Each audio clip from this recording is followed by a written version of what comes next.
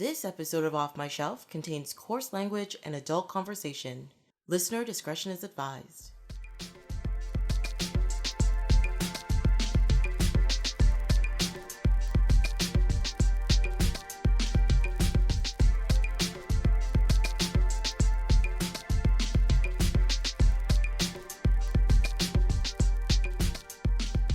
Hello, my name is Tracy James and welcome to Off My Shelf, a podcast about movies that are well off my shelf, where we go through my DVDs and talk about the movies in my collection. In this episode, Mike Suderman joins me in talking about a samurai warrior who is flung into the future where Aku's evil is law with Samurai Jack. Welcome! Hello! Thanks for having me. Thank you for coming on for this episode because I am very excited about it. Yeah, people have to listen and watch out, that kind of thing. That's great. I want to thank you for just having this episode and having me on this episode, because I hadn't watched Samurai Jack probably in years, and I had never gotten around to seeing season 5, and this whole rewatch was just absolutely delightful. Okay. Beginning to end. So anyway, just thank you for kind of giving me the reason to tell my wife, no, I have important business to do this evening. I have to watch 15 episodes of Samurai Jack before tomorrow. Yes. Yeah. That's a good excuse to be like, no, I have to go. No, I have to go. You don't understand. This is very important. Commitment. Yeah. Oh my God. Yeah, no, that was me. Yesterday at work, people were just like, oh, so what are you doing this weekend? What are you doing tomorrow? Because I work from home on Fridays. And I'm like, oh, I'm just gonna watch a lot of Samurai Jack. Half the people were too young and they were like, what is that? And I was like, I can't talk to you anymore. And other people were just like, what? And I was like, don't worry about it. I'm just gonna watch my show. Just leave me alone. Oh my God. Yeah. I had not realized. Yeah. No, we have family friends who have graduated college, and they probably were born when Samurai Jack premiered. Yeah. And that's and the worst part is it's grim. I kept thinking, I was like, I know I watched this on air when I was a kid, and then I looked at the years it came out and I was like, I was not a kid when I watched this. Nowhere near being a kid. So yeah. It made me feel old and young at the same time. So yeah. It hurt my feelings a little bit, but it's okay. Yeah.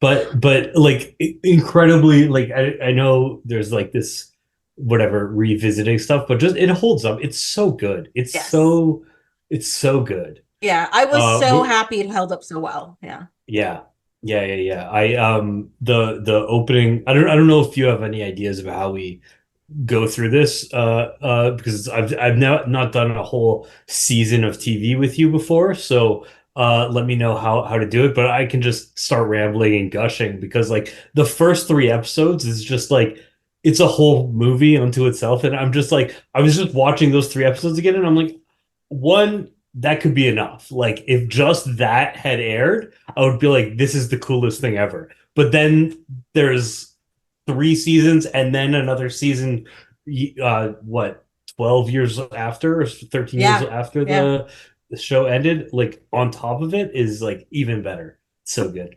Yeah, I know our listeners can't see this, but I'm just nodding and smiling along, because I'm I agree with every word that you're saying. That is absolutely true.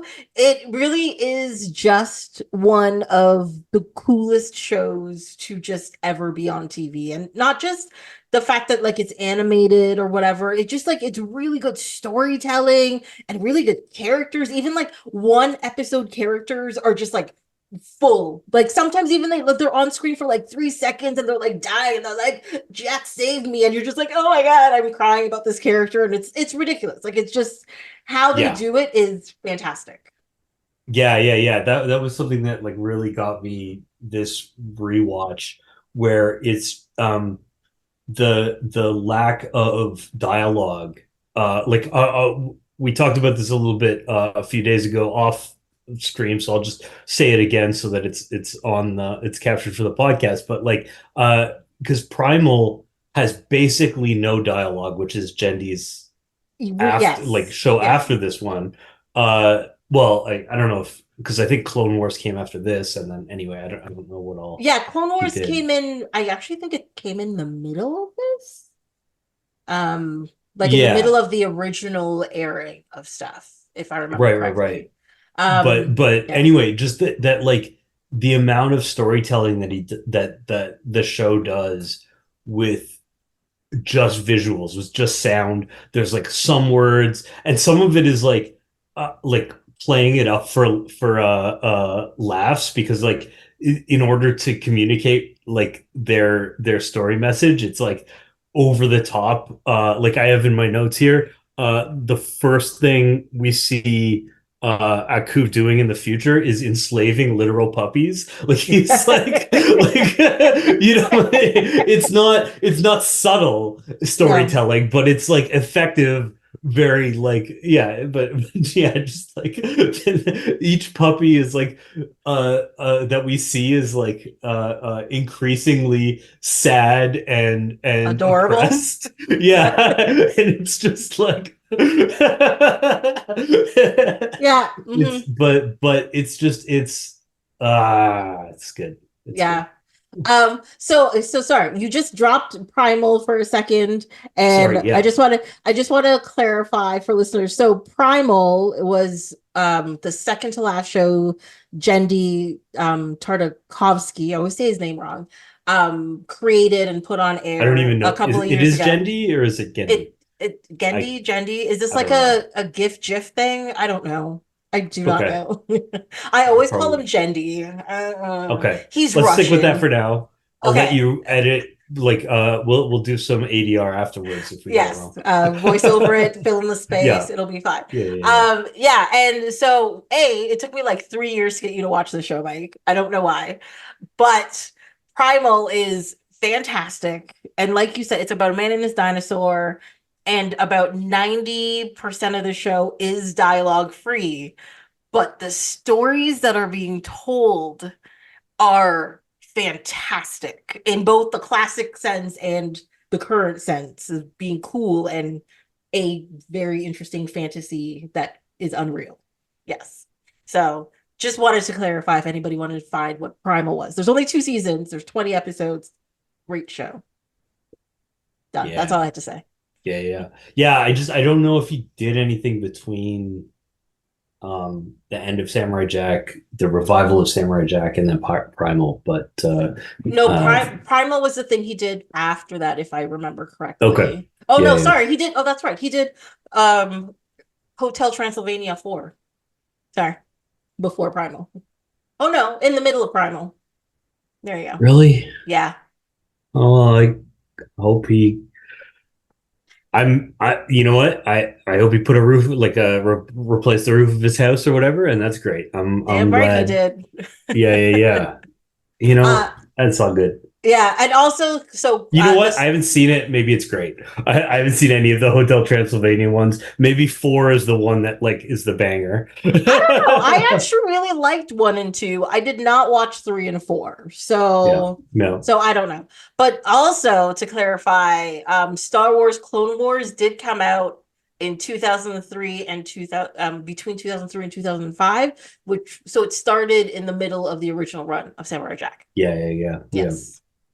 And that also has like no dialogue, and it's fantastic storytelling as well. So Yeah. Well, and they it was like the super short because it was originally like interstitials or something. yeah, they're like 5 minutes Yeah. long. And I think like the longest Yeah. episode is like 20 minutes, and like the shortest is like 3 minutes. And it's Yeah. So just like very cool. the amount of like you really need that efficient storytelling there too, right? Because it actually at the time before we had all the like Disney shows, I think, and or I mean they were this is pre-Disney, I think, but like we didn't have like the Clone Wars show that went into this in like a lot of detail. So like this was the bridging lore between movies two like episodes 2 and 3, I think. Yeah, it Um, was. And I think the reason why the Clone Wars cartoon that people are picturing their head came out was because this did so well. They're like, let's make it bigger and completely different. And you're like, oh, okay, yeah. you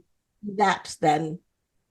sure, Well, and apparently it got really good too. Like that one I haven't watched it, but I've heard it was really good. But just the like we need connected like actual lore between these two movies, and we aren't really going to fill it in. This is going to be a weird experiment. And so most of General Grievous. Grievous, yeah, Grievous, like the reason he's a badass, that's not in the movies, that's in No, the thing. he Like just he shows up shows, randomly being right, cool. yeah, Yes.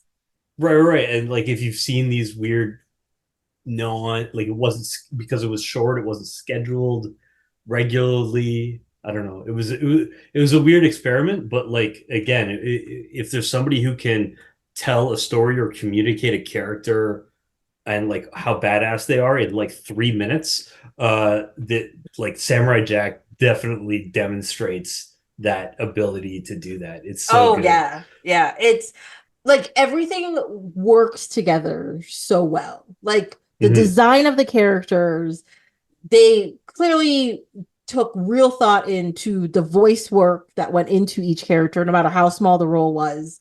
And then just like the environments they put together are just Hmm. fantastic. Like just from scene one to scene 8 billion and 42 at the end of the last episode, just blows like everything is stunning about the show. Yeah. Just Yeah. everything. Yeah. And like yeah, the visuals, the character designs, but also like for me the balance between like the seriousness and the humor, and like the fact that Aku is kind of like this jokester, like he's proper terrifying when he needs to be, but Yeah. then also he's just like the sometimes he gets the biggest laughs, and then like you know Jack spends an episode as a chicken. Like, like the fact that it's still the same mind that did Dexter's Lab, and Powerpuff Girls. Like, the only reason I'm emphasizing this so much is because like it's so cool, it's so artsy, it's so like meditative at times. I don't want it like I don't want us to like breeze past how just like fun and delightful it is. Oh yeah. I'm like actually laughing out loud at different episodes and things like that, and they balance that so well. Just Yeah. like with the art, with the character direction, they figure out a way to do all of it really really well, which is so cool. Yeah, and the original run of the show too, they also managed to keep it in that space where kids will like it and adults will like it at the same time. So it's not like you Mhm. said, they have the humor, they have the seriousness, they have the character building, but it's not too heavy that little kids are going to be like, I'm bored, they're talking too much or they're doing something I don't understand. And they're not too childish that parents are going to be like, "Oh, whatever, Billy, just go over there and watch your show." They're gonna interact with the show as well. They're going to want to watch it. They want to know what happens to Jack and what happens to this new village that he's in and who he's going to save them from and all this kind of stuff. Like it's just well balanced. Like you said, Yeah, it's well yeah. balanced. Yeah. And like it feels like an old school mythology in that way, because it's like those were stories that were like for kids but also for adults. Like it's not like we get a lot of animation that's like for kids and for adults to, well, I'm thinking more like in the past few years. I think things are getting better now, but like where it's, oh, there's adult jokes embedded in that will go over the heads of the kids, while like the kids can enjoy the cartoony, silliness of it. But like the story is just like that kind of mythological, like almost like a fairy tale kind of thing, where it's like Mm, it yeah. doesn't it's not complex, and because it's so visual and because it's so like arc or arch, where it's like, oh, good versus evil, blah blah blah, there's no, you don't need to have like pop culture references, though there are some in there, There's but quite a like you bit. Yeah. don't, yeah, but the not in the same way that like an Animaniacs would use it, or like like a DreamWorks movie would use it, right? Like and so like everybody can understand what's going on in the story at all times and can be invested in the story, whether they're a kid or an adult, because it's like Aku's bad. He's bad, and Jack is good. And there's like, a sad puppy that needs saving, and he's gonna save it in a really badass way, and everybody can Yeah. everybody can enjoy Yeah. Yeah, that. one thing, like you said, it's like a classic storytelling, and one thing I really liked about is that like I find there's a problem now where where a lot of content are taking villains and humanizing them, quote unquote, Hmm. right? Where they're like, Yep. oh no, he's bad for a reason. He wasn't always bad. He was good at some point in time. And, and this happened. And that's why we think they're Hmm. bad, Hmm. Whereas this is like, no, Aku is bad. Sam's good. Yeah. And he's going to do good things to help good people from the bad guys. That's Yep. it. There's Yep. no there's no gray space. There's no, well, until you get to the new stuff. That's a different But story. even still, like But even even in the new still, stuff, Aku is still evil. Like there is Aku is still gray. evil. Yes. There's great, like even the some of the villains he fights in the old thing. There's like some gray there. Some of them get turned from enemies to friends. I'm thinking of the underwater people, for instance, that Oh they're like yes. trapping him. But like there's like a lot of stuff. But this is maybe jumping ahead to like any discussion we have about our favorite episodes. But like in the Birth of Evil, you Oh my see God. he's literally like Aku is literally just a chunk of like cosmic evil, right? Like there's not a person in there. There's not like somebody with a motivation. There's not even a like a human being. It's just like a tiny chunk of pure evil breaks off and lands on Earth and then is just evil. Yes. Yeah. And that's one thing that I really liked about it. There was no at some point in time, oh, we're gonna try to save Aku, or we're gonna try to like turn Aku into Right. to something better, or we're gonna show that Aku can be good and he's gonna turn to light or some nonsense. No, Aku is bad. Get rid of Yeah, Aku. That's exactly. it. And I loved that aspect of the storytelling without and it was without being like, I don't know how to say this, like it was without the good guy becoming overly cynical towards the bad guy. Like he didn't Yeah. become mean to every, like there are a couple of episodes where he gets frustrated and he gets Hmm. upset, but he never gets mean to the environment that he's in or the people he's around because of Aku. It's just no, he's like, I have to stop Aku when I'm frustrated because I can't stop him. But you guys are good. I'm gonna still save you. I'm gonna figure everything out. Everything's gonna be okay. And Yeah. I Yeah. love that Yeah. aspect of it. Yeah. Yeah, and like again with the simplistic storytelling, the like where it's a lot more about like mood and visuals and like those kinds of like again kind of fairy tale-y kind of thing. Like he comes across a village of blank, it's very Yeah. weird and there's a little science fiction short story or like fantastical short story that you watch in 22 minutes, but like you don't need psychological nuance in a lot of that. You just need like good guy shows up into a random town, sees that there's a problem, tries to solve it, and then moves on, right? Like Yeah. it's a little Star Trek-y actually, like Actually, I we're was thinking it reminded me of the Incredible Hulk, like the Hulk oh, the TV 80s one. show. Yeah, Yeah. where he just like wandered off into towns, did some stuff, Yeah. saved some people, turned into the Hulk, and then wandered off again. I was like, Right. "You're the Hulk. I see this." Yeah, yeah, Yes. yeah. Yeah. I just I don't know. I just What? enjoyed watching the whole thing. Yeah. Yeah, and Aku being like this mustache twirling villain lets him be like this hilariously camp kind of times where he's just like joking around. Like I'm thinking about the episode where before Jack, like it's at the beginning of the episode where Jack learns to jump good. Oh, where yes. Aku is literally holding the time portal above him and then just playing keep away with it. Yeah. Like, can't get it, can't get it, can't get it. Like, that's, like, you don't need psychological realism or like a deep understanding of Aku as a person to be like, that's funny. And like, yeah, he's just being a dick for the sake of being a dick. There's no reason for him to do that. It's But I it's funny. yeah, he is definitely one of my favorite like villains. Like, yes, I Yep. know he is just pure evil. We get it. But Yeah. again, it's because of shit like that. Yeah. And then how he can actually be terrifying at certain points. Like, I find some of the scariest parts are when he's like standing, he's like in like tree form or standing still and just turns Yeah. around. It's just his face. Yeah. And you're just Yeah. like, I would shit myself and run away. That's it. I am not Yeah. going back there. You know what I mean?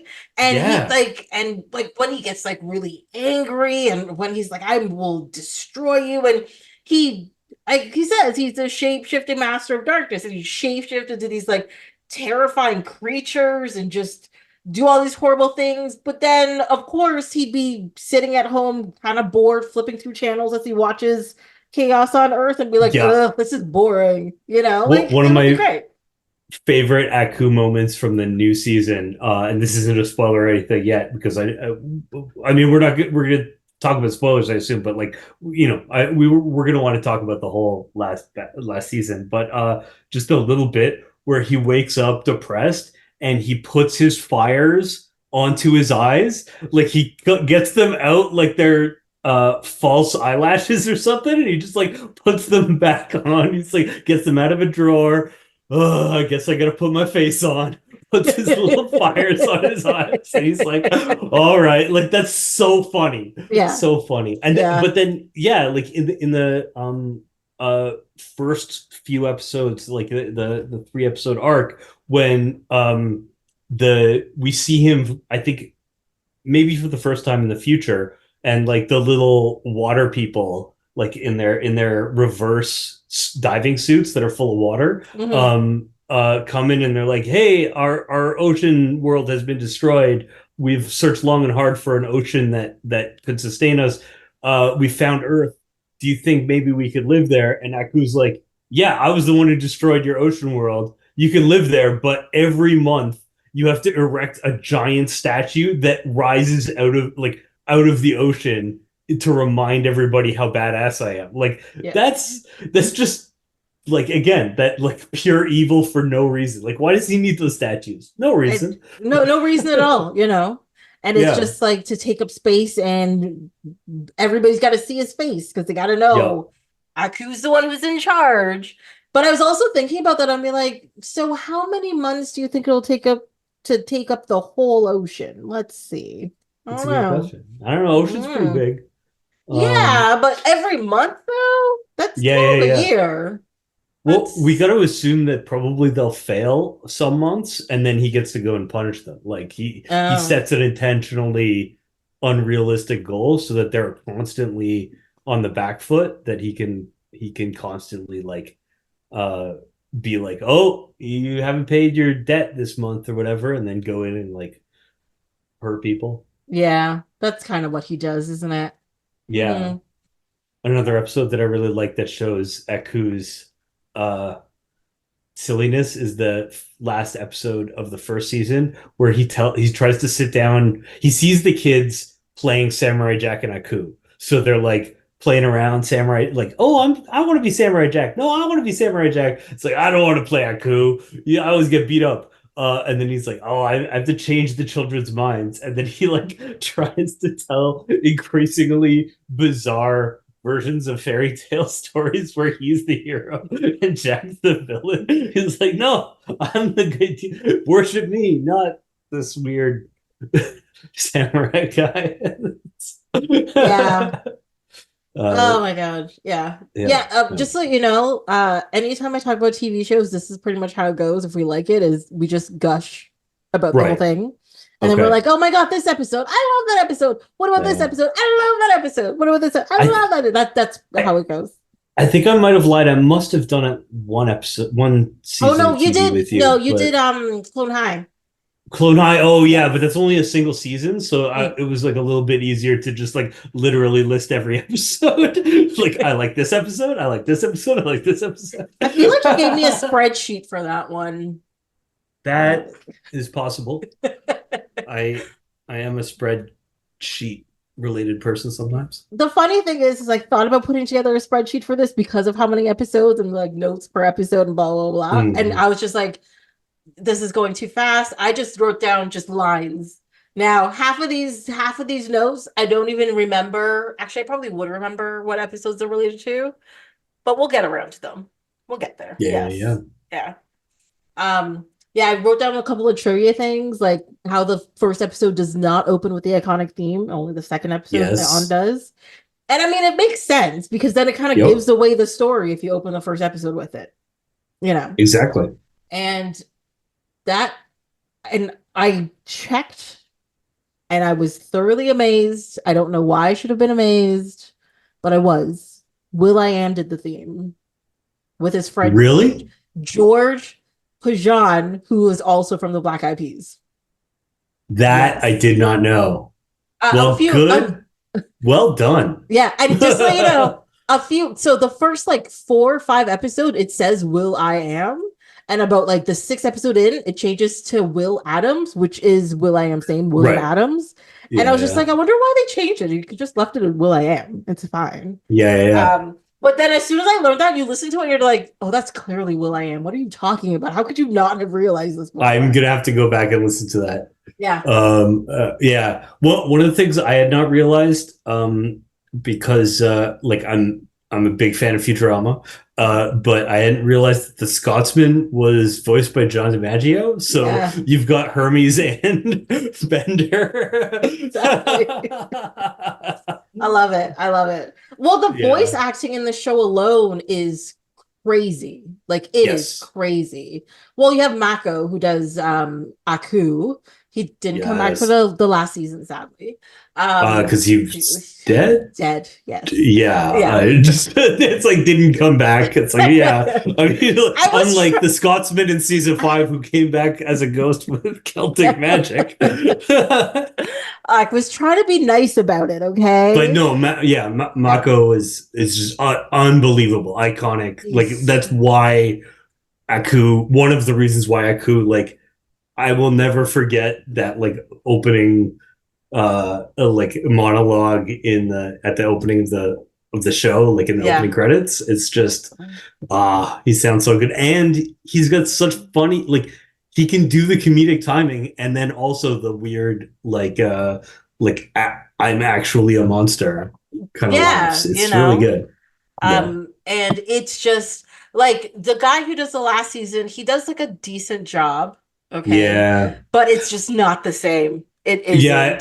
I looked him up. He's the same guy who replaced him in The Last Airbender. Because Mako did Uncle Iroh for the first 2 seasons. Okay.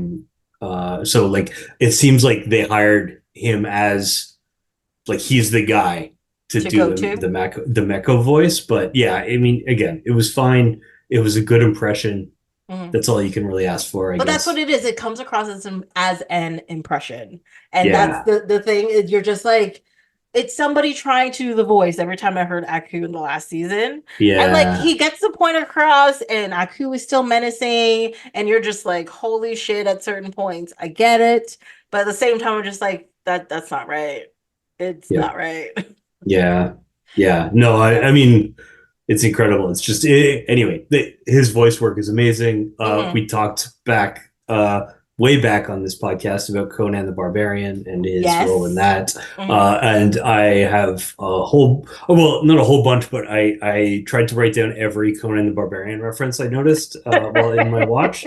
So, no, it's just, he was an incredible performer, and it's unfortunate that he couldn't be there for the conclusion of Samurai Jack, but he really made Aku and therefore made the show in a lot of ways. Yeah, I think like imagine they got the voicing wrong for Aku. I Right. don't think the character would have worked. I don't think it would have landed so well. Totally You agree. know, like I think it would have Yeah. been crazy. Yeah. Who else do we have there? We've got Kevin Michael Richardson, he's the name that shows up in like every cartoon.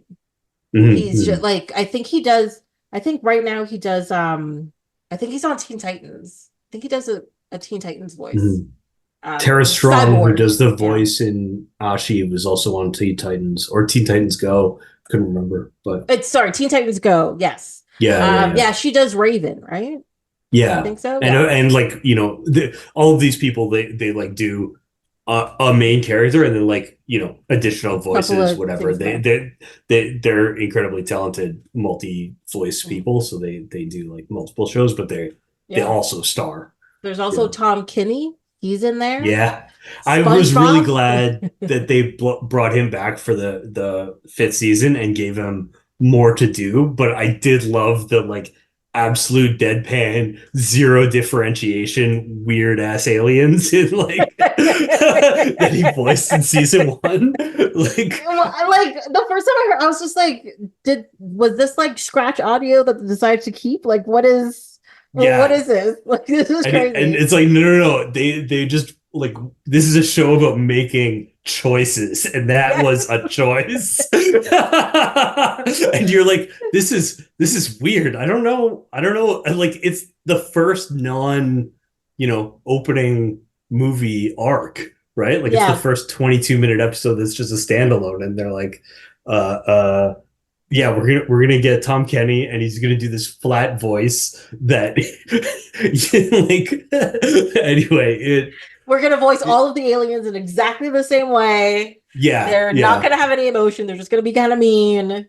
And yeah, it was just. and I was like, what? weirdly, they're like Comic-Con nerd like coded because Yeah. they're talking about like, oh, I collected that one, and then like this one's a super rare figure, so it's worth a lot more, and they're just talking back and forth about that stuff. Like, I laughed so hard at that. I was like, what is happening? Right. But I was like, I also understand this conversation. Get the better one, dude. Yes.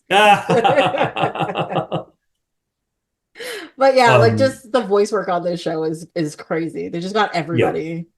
It's fantastic. Yeah. Yeah, I don't know. I don't even know where to go from here. So my first couple of comments are about the first episode. Yeah. And one thing that I loved about that first episode is that, sometimes when you have like a training montage or somebody's learning something, yes, they're always in like one place most of the time, right? Yeah. And I like the fact that when they had Samurai Jack, they're like, we'll put a plan in place, but you're not going to just be steeped in one culture to learn things. You're going to be steeped in the world's cultures. Yeah. To learn things, and he goes to somewhere in Africa, and he goes to Northern Africa, and he goes to like Europe, and he goes to like England, and he goes to China, and he goes to like, okay. Russia. Let me see if I can if I can do it. Okay. I think it starts with the Chinese merchants who they like are on the boat, and they take him to Persia where he learns to ride a horse. And then the Persians take him to Egypt where he learns writing and stuff. Like they're teaching him from scrolls and walking. And then I think he goes to West Africa where he learns to fight with a bow staff. Mm-hmm. And I think I might be missing one, but maybe the next one is Robin Hood. I think so. Yeah. Okay. Because he also ends up with like Vikings. As well. I think that the Vikings are after Robin Hood. Okay. And then he goes to Russia where he learns to do axe throwing. Mm-hmm. He goes to Greece for academics. That's probably what I'm missing. Yeah. And wrestling. Yeah. He goes to Um, Rome to because it's two places. It's like oh, right. Greece Rome and Greece. Yeah, and yeah. Rome. Yeah, yeah. So So one is that's wrestling and probably one is like books and reading and stuff. Yeah. yeah. That's probably between Africa and um Robin Hood. uh Robin Hood, because Robin Hood is he's like an adult then, because he Yeah. like shows up and he shoots the The arrows. Yeah. the arrow and steals the gold from the little thing. And then okay, so after Russia he goes to like Tibet, China, and then ends up doing like learning Shaolin Hmm. monk stuff, and then I think he comes back. Yeah, I think it's something. Yeah, he Think makes that like a giant yeah. circle. Yeah. Yeah. So Yeah. yes, okay. Thanks for I had forgotten about the Rome and the Greece, but yeah, I love that, and all without dialogue. It's just like It's mother, do as we prepared, and then there's no dialogue for like a 10 good 10 minutes. minutes. Yeah. And but Yeah, you understand exactly what's going on. You yeah, understand what he's doing.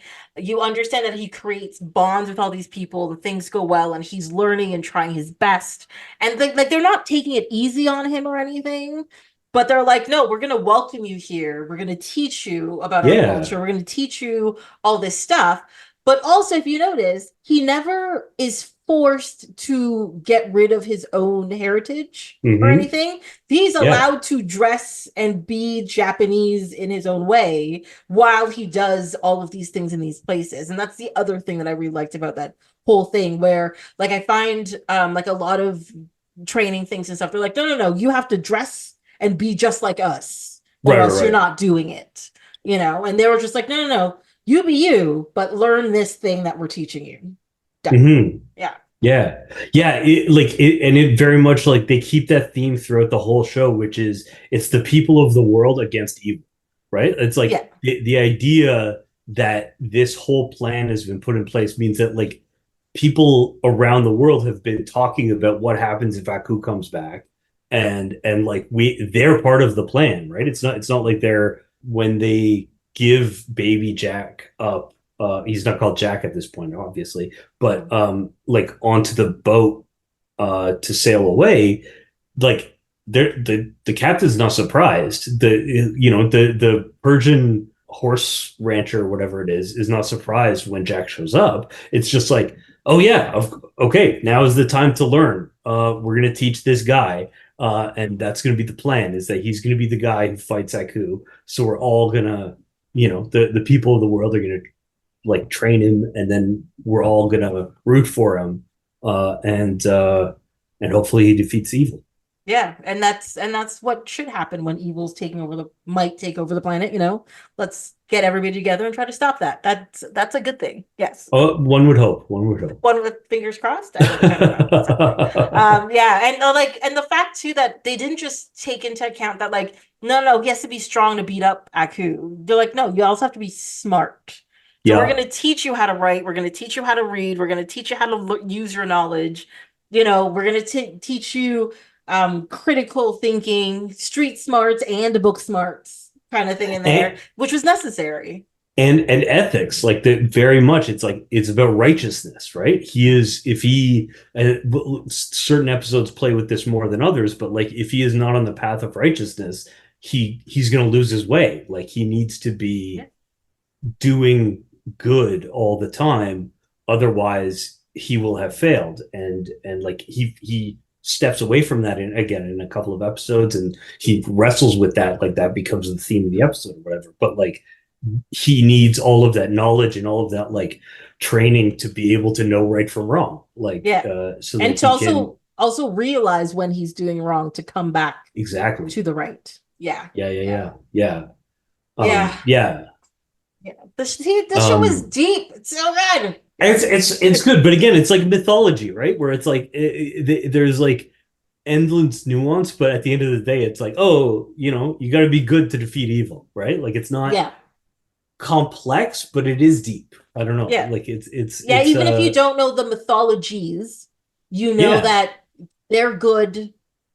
Being good makes bad go away. right, Yeah. yeah, but you don't need to know like, oh, this person knew this and believed this, like like a very complicated movie that's like very plot heavy, or like that has a lot of lore. It's not like movie 47 of the Marvel things where you have to know all the different like relationships and stuff and all the history. It's just like it's simple to understand, but like it keeps to its core themes. It understands what it's about, and it does it really well. And anyway, I Yeah. like that. And it keeps you like invested and interested because and also I think the little dialogue in it makes your brain not wander, which I think is an interesting way of doing it because you're forced to watch the show to know what's going on, you know. Yeah, Instead of like, when they just start babbling on about something, I'm like, yeah, yeah, yeah, yeah,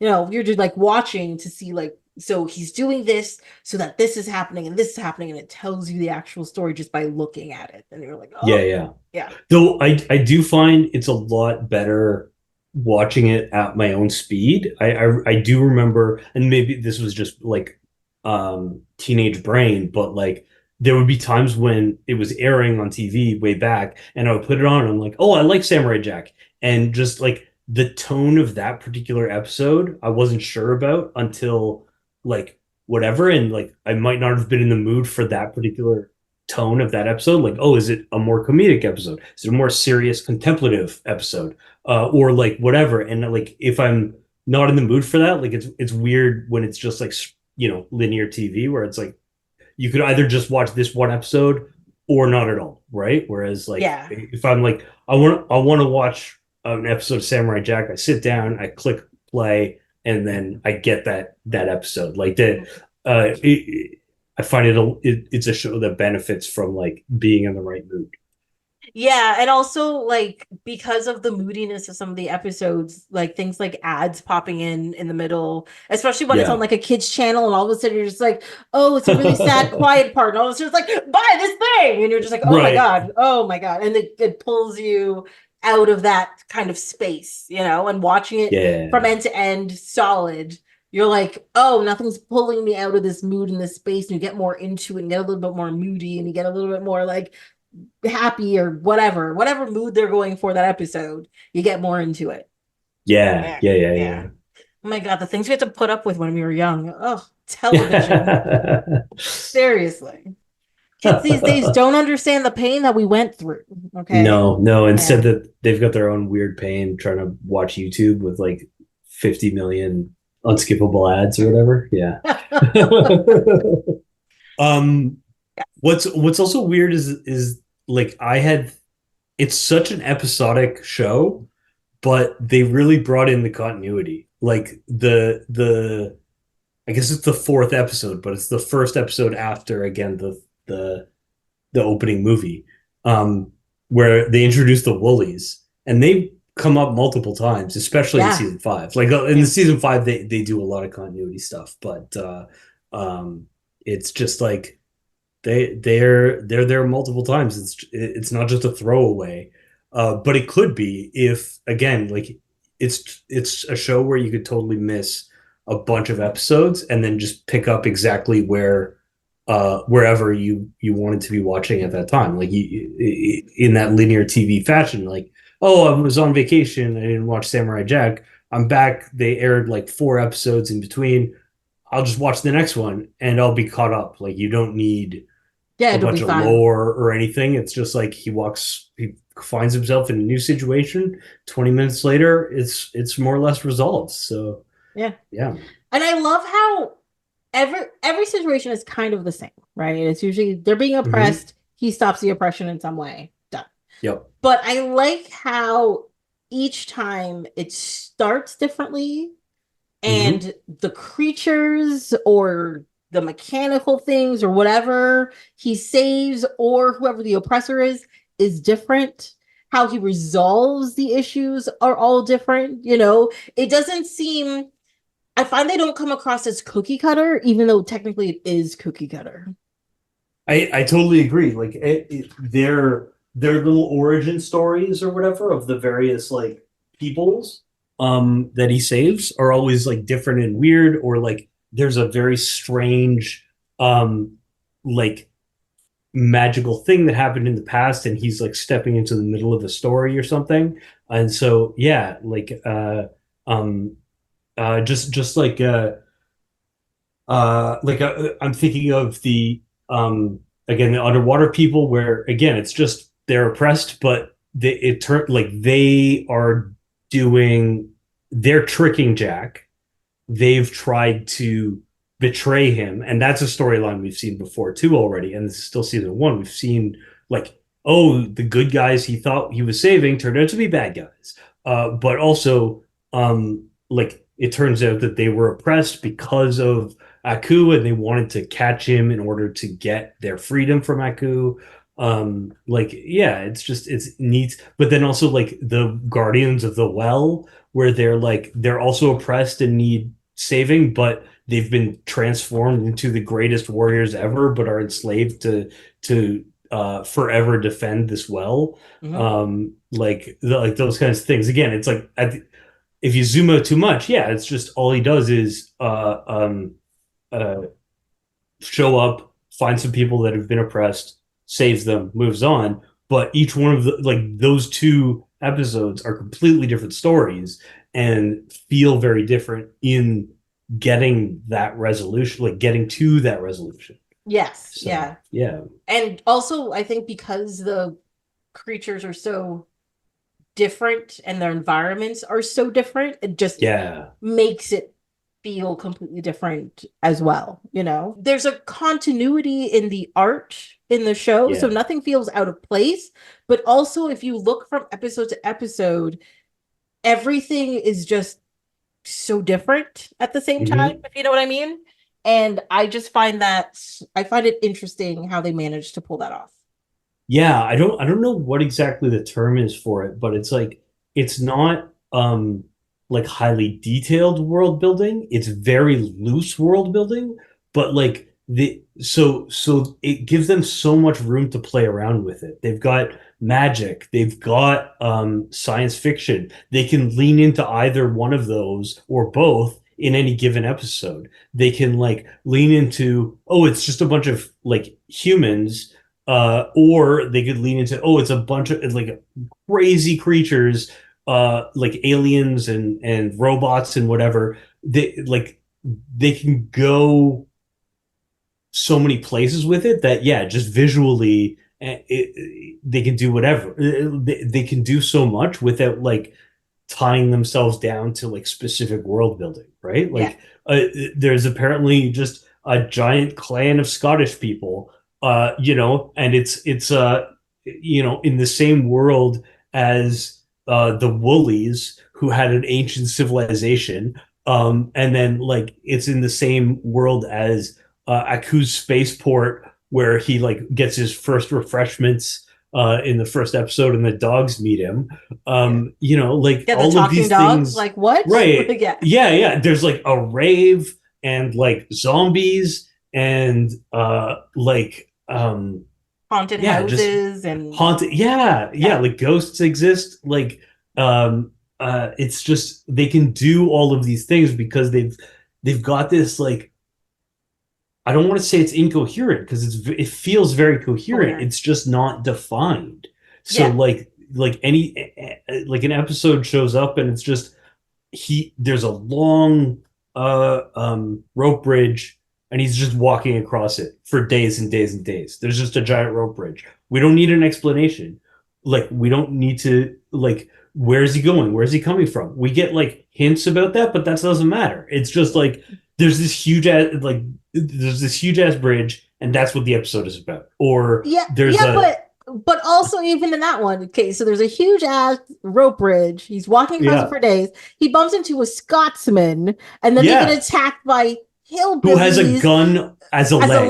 leg, and then a Yeah. bunch of like hillbillies in these unicycle mechanical Yes. things that attack them, and their Right. their faces are pigs or hogs or whatever, and you're just like, how? Like it's working, but That how is this working? let me tell you, the guy with the sheriff star and the pig face Yeah. driving like an armor. Anyway, it's just very anti-cop for 2001.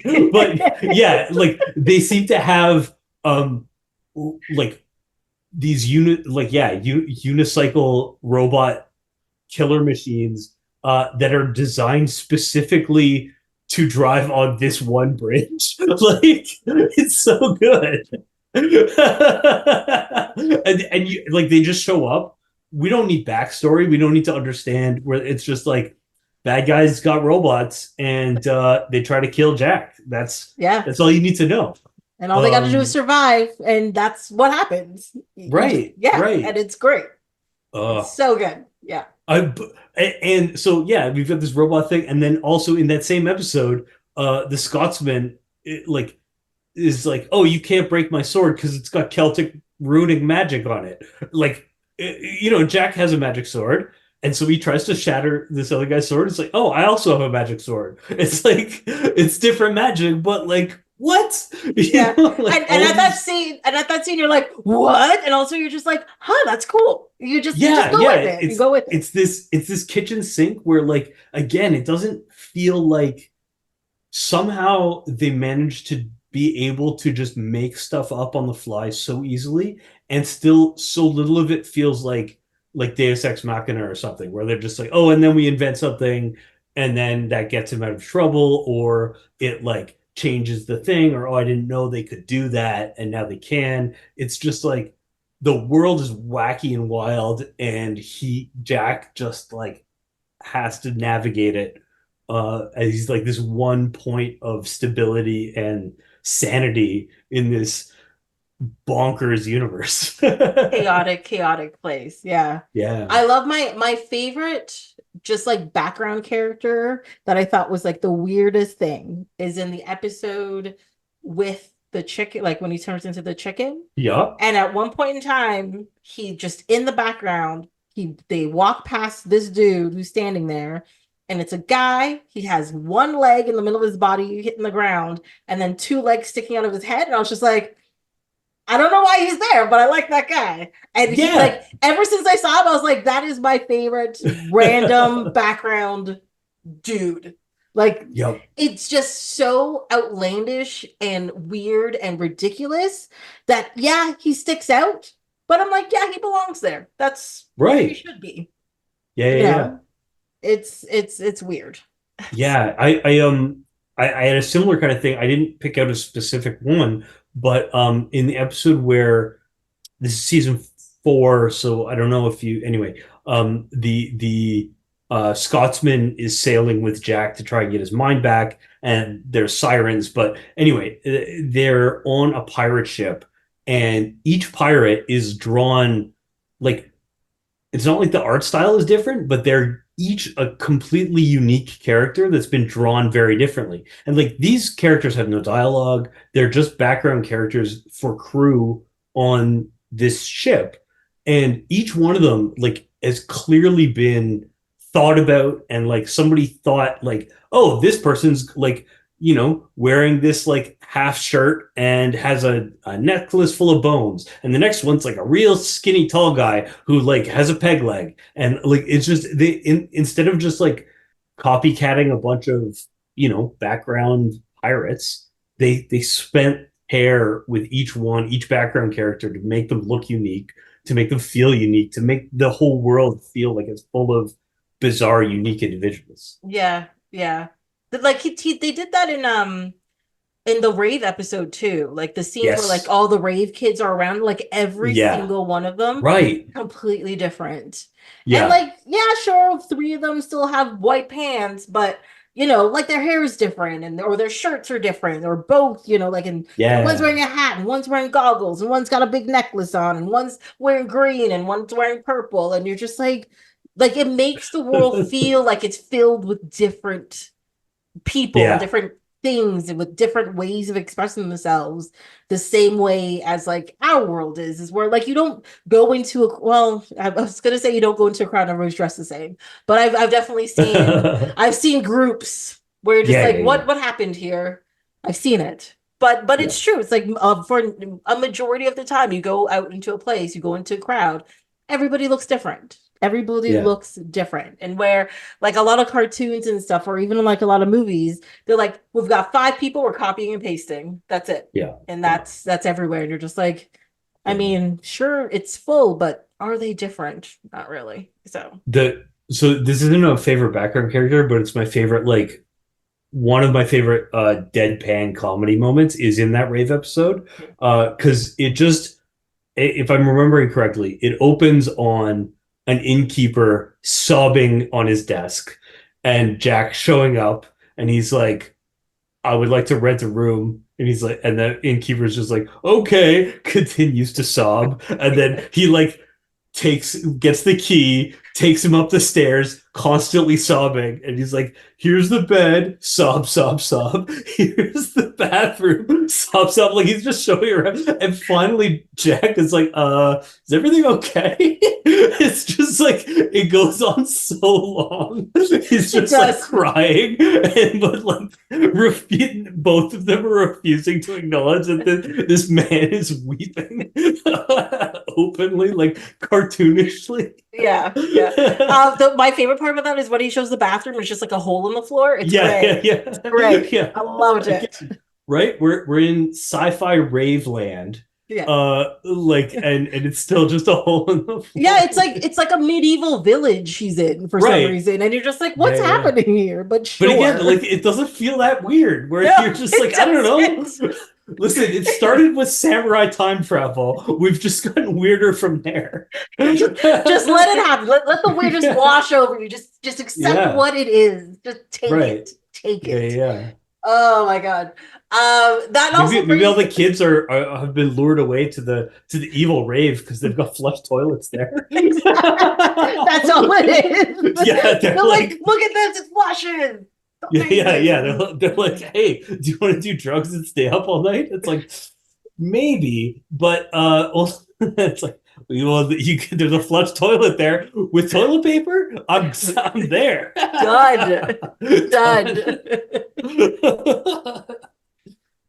Who gets you? Talking about things that I found weird. So we were talking about the Triceratops. Those are the underwater people with like the three things on their head and stuff. Yeah. And I'm watching the episode. One of them speaks like Ringo. Okay. Ringo Starr. It's not just one of them. So to me, there's three of them that talk.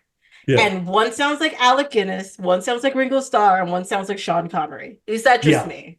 Yeah, no, absolutely. That's correct? Okay. Yeah. Because I was like, the thing is, I got Ringo Starr and Sean Connery right away, but the last one was like, I know this voice. I know what voice they're doing. I know exactly. And I was just like, he sounds like Obi-Wan. He's Alec Guinness. Oh my god. Yeah. It's Alec Guinness. You know. And I was like, okay. But yeah, they just throw in like weird references like that. Like in the 5th season, there's the headless robot or whatever where Jack cuts his head off. And he's, for some reason, Sammy Davis Jr. And you're just like, okay, I'm just going to go with it. Like with everything else, you just go with it. And random. And like, these are the things that are like the quote unquote cultural references that you get in there. It's just like people sound like somebody else, but they don't make any like, they're not like, hey, I'm going to sing with Old Blue Eyes later or something. They're not making actual references. They're just like, here's this thing that you might recognize. If not, it's just really funny. Done. Yep. Yeah. Oh my god.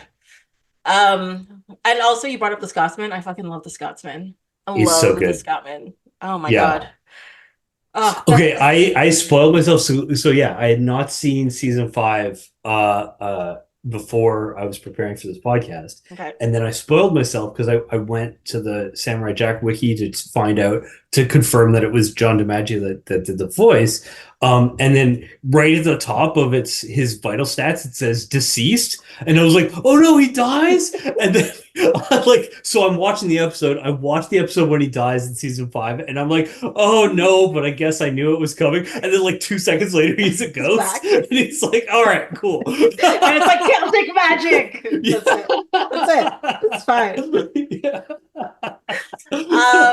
Also, I should clarify. Okay, so I own season 1 to 3, and then I digitally have season 5. Technically, digitally, I only have episode 3 to 10 of season 5.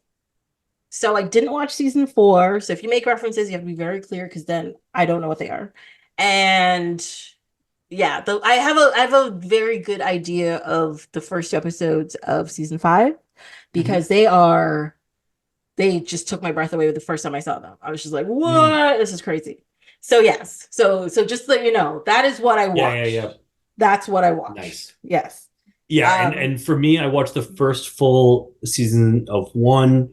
I found it like a watch guide, so then I watched about 5 episodes or 6 episodes of seasons 2, 3, and 4, and then I watched all of season 5 because I oh, hadn't okay. seen that before. But so like yeah, I skipped a couple of them, but or I skipped about half of each of the middle seasons, Mm. and just watched the ones that were like everybody online was like these are the biggest bangers. Well, Watch those ones. I think too, because Samurai Jack, especially the first 4 seasons, it was made for kids. There are a higher level of those like Mhm. sillier episodes, like kitty episodes. Like they still have very interesting story and you want to watch them. Like him turning into a chicken, or when his clothes get stolen and he Yeah. goes into that underground thing, whatever.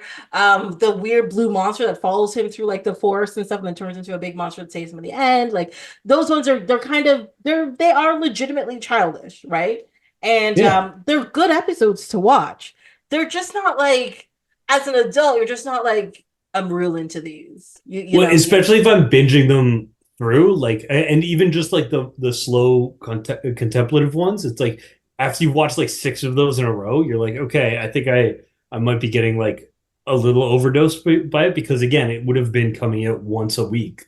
mhm. Like it would have been very difficult to watch. Like they weren't really meant to be binged. Season 5, I think, is because it came out in a very different media Right, environment yeah. and it's very continuity like focused, but like the other episodes is just like after a certain point. But I anyway, I think I got a solid understanding of Of the the show. show, and I had seen all of the episodes except for season 5 at some point in my past. So Mhm. yeah, Yeah. I feel like my notes though probably hit all of the episodes that you watched because I'm like, I love the Scotsman. You definitely watched that episode. I oh yeah, love the Jump Good episode. You definitely watched that yes, one. I love the Basket Robots episode. You've definitely seen that yes, one. Yeah. Because those are all of the like after like I Googled them after there's just like sorry, I IMDb'd it. And these are the like top rated episode, top rated episodes. Like, oh yeah, there's a reason they're top rated because these are yep. banger. I love it. Yeah. Hmm. Can we talk about that basket robot episode? Sure, Okay. First of all, love the but yeah, episode. yeah. But second of all, that episode had some really disturbing imagery in it. Or is it just me? Was I just getting too soft watching the rest of it? And I What, was just like, what, what? what specifically are you talking about? So that's the episode. And so it starts off with him walking around and he keeps coming to villages that have been destroyed, right? Yeah. And they're mostly like one has like some blue people in it. Hmm. And you just see like the burning buildings and stuff like that. And the other three places are technically like robot villages. And they'd show like the landscape and there's the like Vlad the Impaler styling, heads on sticks and Yeah. against walls and like the when they do like the paint style on it instead, Yeah. and I'm Well, looking at this and I'm just like, okay, I know you're allowed to show it because it's robots and these are for little kids, and that's you cut away to like a robot whose head's been blown off against the wall, covered in like in oil, yeah, and I'm just like, holy shit, this is dark, like holy Christ. 100%. No. And I think that's another thing that like this show navigates in a very interesting way is that like the violence and the like apparently you could just do anything to a robot like because like like it's kind of hilarious in the first episode where he's in like the opening movie. I just keep going back to it because it like sets the tone for so many things. But like when the aliens attack him in the bar and they all have robot hands and he just chops off all their hands and like otherwise they're fine. Like he never cuts people. And then like but yeah, like in the ultra robots, in the basket robots, and then or like whatever, they'll just do some weird shit with Shit. like robots and Yeah. apparently get away with it with the censors because Yeah, it's because okay, it's robots. there's an episode where he's is it the I think it's the human village one. And it's like the beetle robots are there, and there's like a horde of them. Yeah. And as it's getting close to the end of the battle, there's a scene where he cuts one in half, and Yes. like veins are The sticking out of his oil. side, and the oil comes out and it drenches him, and he's just That like that's there that's what he's covered in. fighting that's what he's fighting the dogs or sorry, fighting to defend the dogs in the Is it first the dogs? Yeah. yeah, in the first film movie. Yeah, that's what I mean. It's like, oh my God. Like And I'm like, I um know the reason why everything is robots is so that they can do this stuff, right? yeah, yeah, And yeah. which also will bring back up when we hit season 5. But like, but Right. at the same time, the way they choose the imagery in that, you're just like, oh, you guys are sick. The fuck is I'm wrong with just you? I have to look up which season this episode was in, but there was one where uh Jack catches a little bit of Aku. Like Aku has a cold, and he's like coughing while they're fighting, and then a tiny little piece of Aku flies off, and then Jack inhales it, and he gets sick. That's season And then 4. Yeah, okay, I didn't see that one. it's just another robot thing where like he basically the sickness starts turning him evil, right? Like he's got to fight his internal demons because like this little piece of Aku is starting to turn evil, and so he starts realizing he like does some bad things, and one of the things he does is like steal crystals from these people, and then he like somebody's hanging off the edge of a cliff, and he like you know tries to extort him for money to save him. And then the third thing is he like bumps up against a robot, and then the robot's like, it's just got like a light for a face, and it just goes like boop, and it's like you owe me an apology, and it just goes boop, and then he cuts it in half, and I'm like, that's a conscious being. And then like at the end of the episode when he's like resolved his internal turmoil, he's good Jack again.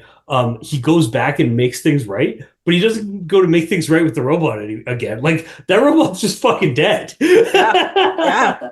Like I don't know. It's Yeah, like they don't consider robot life to be real life, no matter how Yeah, sentient they may be.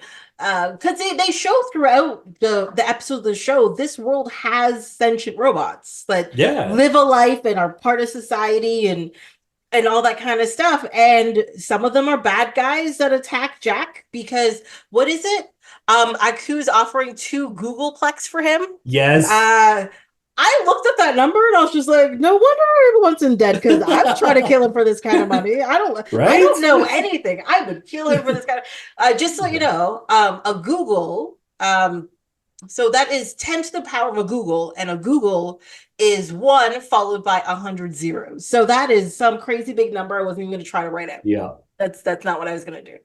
And Aku's offering 2 of those, whoever kills Jack, and I'd be out there with them. I'd be like, sure. yeah.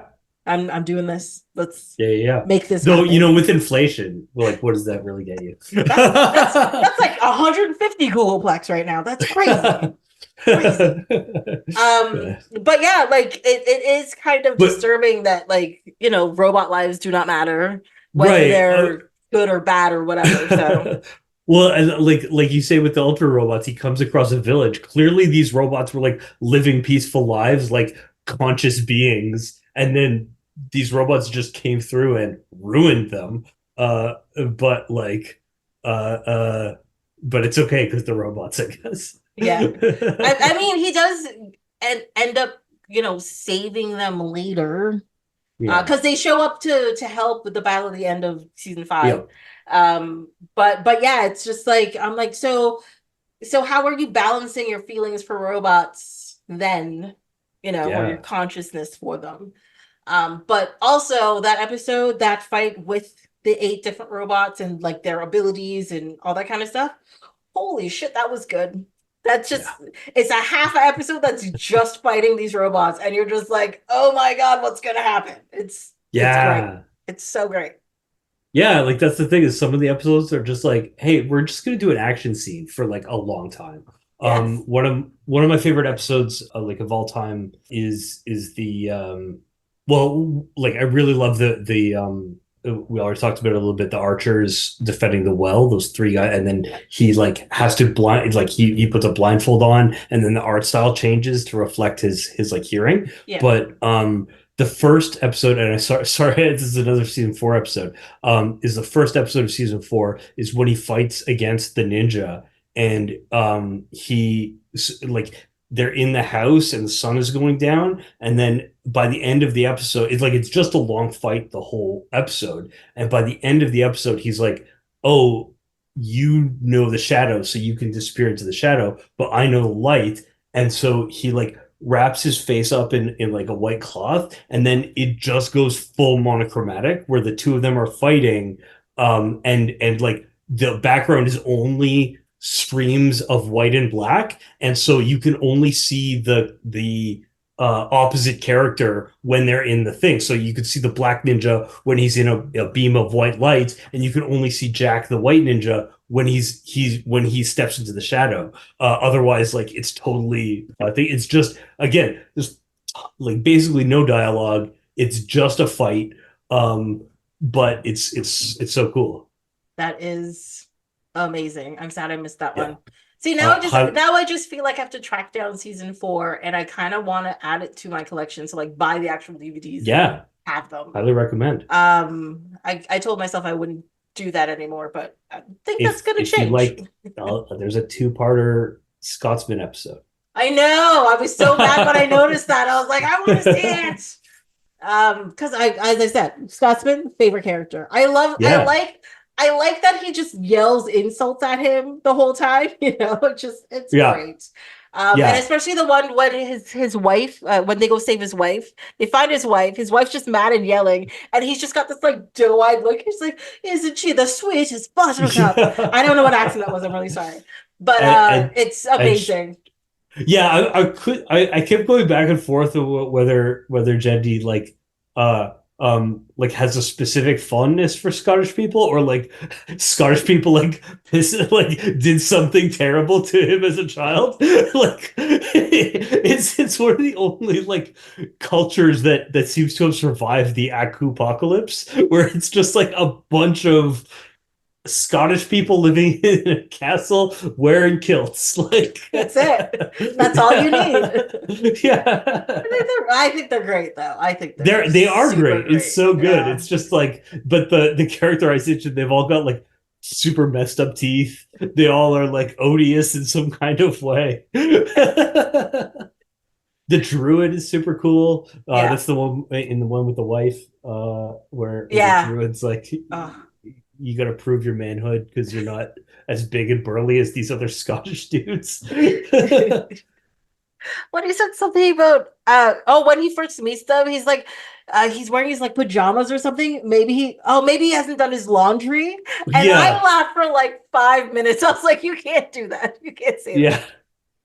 I don't know. It's just how they said it, how it was worded. And I was just like, this is hilarious. I don't know. I liked all of the characters in the Scottish Highlands and everything. And then the daughters come back later in season 5, and I was like, they're great too. Oh, it's so good. Turns out the Scotsman and that wife had got real busy. They got busy. But he was still a dad. He's like, you dress up looking like you're going dancing for a battle. What's wrong with you? And I'm like, Dad. Great. Like, you're about to die, cover yourself up. That's it.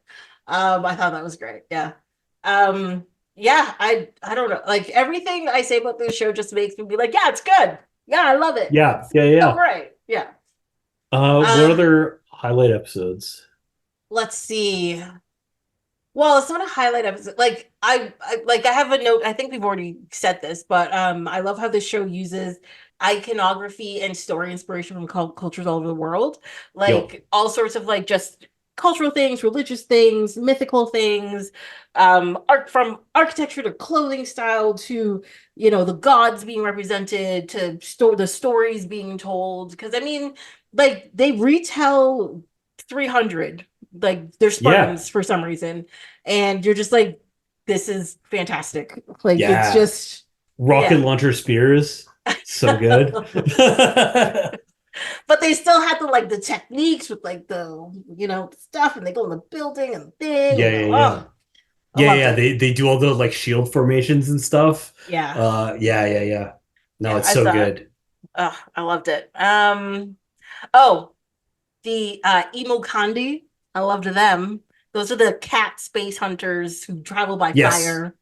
I loved Yes. that episode. I loved it. Oh. They were just, they were so. The thing is, like, What's the thing? the thing is, we've talked about the designs, right? How how interesting and how different and whatever. But if you Yeah. actually look at the designs of everything, each character is very simple. Like you can look at a character and Yes. you could draw them. Like it's not, you may not get it perfectly or whatever, but you can draw the characters. And there's a simplicity to all of it. Even like the Emo Conde, it's just like it's a half moon and like a shirt and some Yeah. pants. That's it. And then like if you Yeah. want to put in their face, it's a little kitty cat face. Sure, you do you, but like they're so expressive and they're so interesting, and you're just like, oh, and they have like, and also like you meet them and for in like 3 seconds you see their whole culture, like their hunting culture. They Hmm. believe in like the spirits and the gods, and to travel through space using a blue flame, they got to do like a little dance and like take a thing and come to the earth, and they have like respect for other hunters and prey and all this kind of stuff, and I'm just like, you guys are cool. I like this episode. This is Yeah. great. Yeah. Yeah. Yeah. Yeah. Yeah. Yeah. And talk No, about an it's episode that's just one like long fight sequence or chase. That's another right. one. Yeah. Yeah. Yeah. Yeah. Yeah, yeah, and like as you were saying, like with the gods when they show up in the Birth of Evil, and it's like three gods from three different cultures. There's Odin, Shiva and Horus. Shiva, yeah, and Horus, and it's just those. That's our pantheon. Those are the three gods that create the sword. We learn in that episode that like this the sword that is able to defeat Aku is there, and is created by them, and they were the ones that destroyed the big evil from which Aku splintered off and is but like a tiny little tendril of, because they were busy like fighting it out in space. And it's so cool. Again, like it's setting up its own mythology. Like it references all these other mythologies, but like it has its own, and not in a like a lore you need to remember all of these facts way, but just in a like in the beginning there was good and evil, and there was a fight, and a little bit of evil got away, and that made a big problem for all of us tiny people. Exactly. Yeah. Yeah. Yeah. And the thing is too is like they bring in like gods or mythical creatures and things from like all kinds of cultures, and they don't say any of them are wrong or evil or whatever. They're just like, they just exist in this world. They're gonna do Yeah. what they do. They're gonna do what they need to do, and that's it. And I really like that about it. Like it was, Yeah, there there's was room nothing for negative. The only thing that was negative in the show was Aku. Everything yeah. else was fine. Yeah. Yeah, and there's room enough in the way in this weird kitchen sink world that they've created for everything, right? Like Mhm. you can have Celtic magic next to Odin, next to Horus, next to Shiva. Like you can have Shaolin monks still in the future. You can have like Spartans fighting the Battle of Thermopylae or whatever Yeah. the 300 is Yeah. over and over again against giant robot factory of Minotaur bots. Yeah. And that's the thing, Jack fighting zombies. Oh, that's another Yeah. episode that I really loved. I really like. Yeah.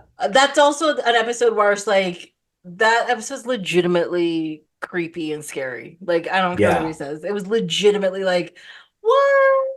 That's what? You can't show this to children. What are you talking about? Mm. Yeah, yeah. Um. That one and the haunted house one, Oh, straight up creepy. Though I think especially the haunted house one, I don't think you can put that on TV anymore. Like major flashing warning. Like yes. I think that like you would have to put some kind of like epilepsy warning at the beginning of that episode or because I something. was, yeah, it was Yeah, very intense. that episode is actually on my list of episodes I don't like. Oh, okay.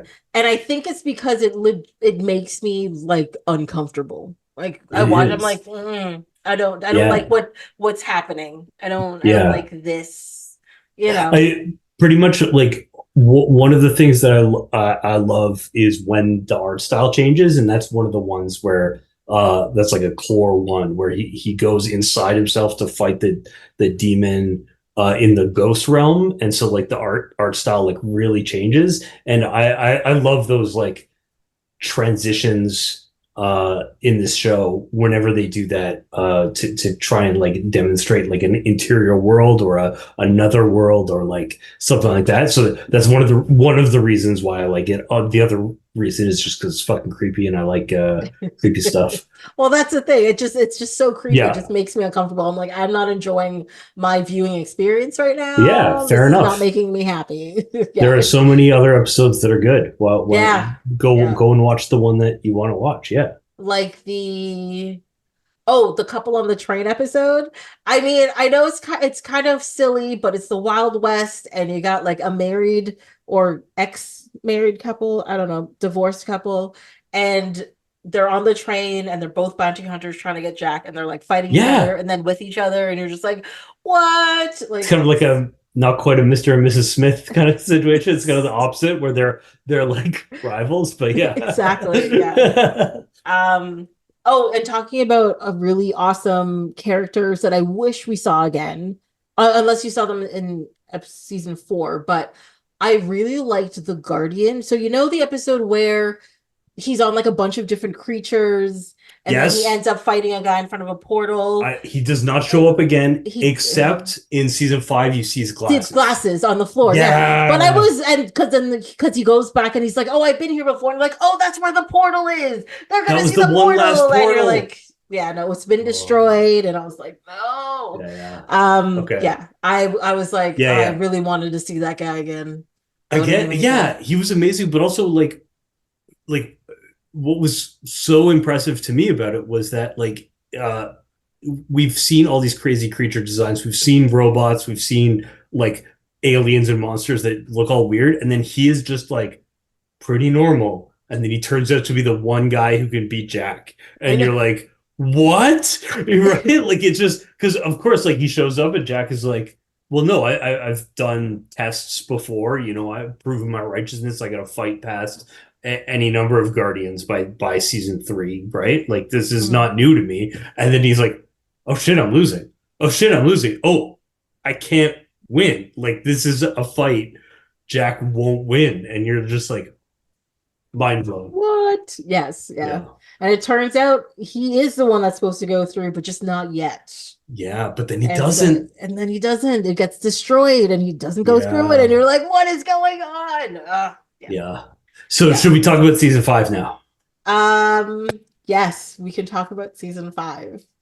And hold on, can we? Yes, we talked about that. Carter's very cool. Yeah, no, we don't have to move Um, on unless you're ready, but they mentioned the crystal of Cagliostro, which I thought was funny. mhm. Um, oh, it's because in um what is it? Doctor Strange, he learns how to use the green time eye thing on his thing by reading the book of Cagliostro. And I was like, haha. Aha. I don't know why that just popped in my head as soon as I heard it. Yeah. The rockabilly robots, I really Yes. liked. And then yeah, episode 35, the haunted house, very unnerving, did not like it. Yeah. And did we want to talk more about the birth of evil or no? Um, I mean, we could. I mean, it's a rich text. It is so rich and it is Yeah. amazing. Yeah, it just goes through the origins of where Aku comes from, because we really Yeah. didn't know he was just there Yeah. and Yeah. evil Yeah. and whatever. And I do like, as you mentioned, that he's just this evil thing that comes from outer Yep. space, lands on Earth, tries to destroy Earth and everything. And canonically in this world, Aku killed the dinosaurs. You're just like, Yes, now I you're forgot about worse. that. Thank you for reminding me. Yeah, it's a Google. Now you're like you're even worse now. You killed the Yeah. fucking dinosaurs, Yeah, so he it's was the nuts. comet that Yeah, he destroyed was the the comet. dinosaurs. I mean, I shouldn't be Uh surprised, but I was still surprised. I was yeah, like, yeah. oh my It's just God. from moment one on Earth, he was a dick. And then like one of the interesting things was that like Jack's father released him. Like he was originally just like a kind of evil presence that was growing those aku trees or aku stakes or Yeah. whatever. And like And then poisoning the ground and point, yeah, whatever. yeah, yeah. Like Yeah. clearly, oh, that was the other thing. Okay, so speaking of like, I can't believe they showed this on TV. Was this is not robots? So the first thing after he wipes out the dinosaurs, you see a triceratops sinking into the tar pit. And then it does the one last bubble as it drowns underneath, and then one of the spikes comes up. So we're like very visual again, nonverbal storytelling, like dead things in the like drowning in the goo equals more of these spikes. And then like somebody's dog dies. They Yes. kill like the dog like and they don't show it. They don't show the dog going in. They just show the end of the lead and they show the bubble and it's like, "Oh my God. Oh God." I just want to say I think it's really funny that you jumped to the dog dying because Yeah, there's a whole there's scene probably where like a there's like a person family. drowns. Yeah. Yeah, Like yeah, there's yeah. literally like a guy half out of it drowning and his friend is Yeah. trying to help him and he can't Yeah. get him out. But you Yeah, skip yeah, over that. yeah. But that dog that you see the Yep. leash coming out of the black goo and you're just like, no, everything is Listen, ruined. we covered earlier how empathy is weird. So like, True. I actually did find the dog dying much worse than the guy drowning. So yeah, it's I get it. I get it. Yes. but like I was like, oh man, you're like they're going for evil here, They like they're yeah. and uh uh but yeah, like a friend dies and then anyway it's all messed up, but then so uh um the Jack's dad, the emperor, goes and fights it, Mhm. and it turns out like his fighting causes Aku to manifest as a sentient being instead of just like a weird. Well, wasn't it the whatever the concoction is that his people gave Yeah, him, which was supposed to yeah, destroy the goo, it was like a released him or poison something? arrow. Yeah, exactly. And then like whatever that did, it it it like it hit it, and instead of killing Aku, it like he wakes up and like he's conscious for the first time, and he's like, oh, instead of being imprisoned as a bunch of spikes that's slowly eating the world, now I can like throw fireballs and So transform into shit. yeah. Or not throw fireballs, shoot eye rays. Yeah. But that was also one of the times like you see him like it shoots out of the black goo and like you see the Yeah. horns coming out The the endless shoulders and the arms vertical and climbing, like they do that yes. a few times. Every And time then it's yeah. sends chills. It's so It good. does. And then he does like the slow turnaround before he Yeah. talks the first time, and you're just like, oh my God. Yeah. This thing with this hilarious kabuki inspired face.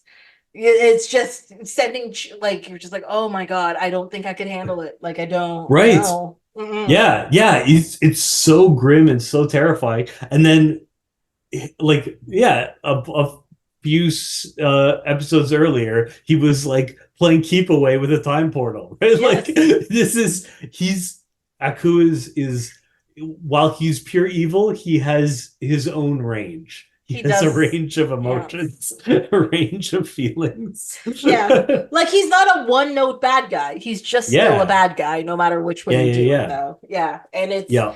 like, and you want to talk about storytelling, like, oh, those two episodes, such Yeah. great storytelling. And like you Again, connect with all so the little characters. dialogue. So Like little, yeah. the dialogue probably doesn't show up for the first again 10-15 minutes of the Yeah. first episode because it starts out in space, then it's all just the visual with the dinosaurs and then the slowly growing trees and shit, like Yeah. It it's covers like crazy. 60 million years. It's crazy. Because it Yeah. does show like the different like evolutions of like the people and the Yep. village and the animals that are Yeah, yeah, living yeah. there, and how like because it's like a small spot, and then you like they keep showing how much bigger and how much further it has spread to, Yep. to show you like, oh no, this is becoming an issue, like Hmm. something needs to be done about it. And then yeah, it gets to the emperor and he's like, yeah, something needs to be done about this Yeah. can't keep going. And then yeah, in the midst of all of that, Jack gets born, and you're just like, what? This is crazy. And the sword is created by the three gods, and then Mhm. it's like, okay, and finally we see the story that we hear at the beginning of first episode, which is Jack's dad sealing Aku away for the first time, Yes. and then he breaks out again. And that's when they decide to get the plan in place in case he comes back, Yeah, exactly. and you're just like, oh my God, full circle. I love this. Oh, it's so good. It's Yes, so good. it's so It's good. so good. All right. Okay. Okay, season Now we can five. go to season 5, because this is where things get a little bit different. It's still the same type of storytelling, but it's clear that they made this for the people who were kids when this came out and that are clearly Yep, adults now. yep. And there's blood and there's gore and there's dirty jokes, and it's much heavier, but it's still a lot of visual storytelling with this weird and wonderful It's world, the same and it's skills. just Yeah, yeah, yeah, and it's the same kind of, like, it just pulls you in the same kind of way, but it's more serialized compared to like story of the week kind of yeah, thing. yeah. 10 episodes each, following on basically immediately after the other one, and set 50 years after. Which I don't know if you noticed. I barely noticed until the very end, but they jumped the episode numbering ahead. Yeah, to 100. Yeah. Yeah, At the end yeah, of the it's show, very it's strange. 101. And I was like, Yeah, because I was looking, I was like, C. I'm like, no, is it C? I was arguing with myself for a bit. I'm like, C's yeah, 100. They're not 100. There's not 100 episodes. Like, yeah, yeah. it was fun. So over the time jump, they just like incremented the episode numbering so that it just felt longer. Anyway, I like that. I thought it was a nice little touch. Yeah. It was Yeah. just, yeah. I also only noticed that at the second last episode when it hit C, and I Yeah, was like, yeah, "What do you mean same. episode C?" And I was like, "Aren't they doing the numerals before?" And I'm like, I "That is a numeral, Tracy. Come on." I did notice it until the very last episode where I'm like sitting there stunned at the end of it, and then it goes CI, and I'm like, wait a minute. I was like, "That's not right." Yeah. Yeah. But I friggin' loved it. Yo, yeah, I me loved that too. last season. I don't know. I watched it when it aired originally. Okay. And of course, you always, especially when there's such a long break in between, you're always just like, oh, they're gonna ruin it, because they often Yep. do. You're just like, this is not gonna work. Oh my God. And then you watch it and you're just like, oh my God, it worked. It was so Yeah. good. Why Yeah. did you do this to me? Oh my God. Well, because also the way the story ends, you're just like, oh, you're happy for Jack, Oh, but also kind of heartbroken, and you're just like, that's a just like, grim. yeah. Yeah. But yeah, it is like every episode is very intense and very Yeah. full, and so much blood.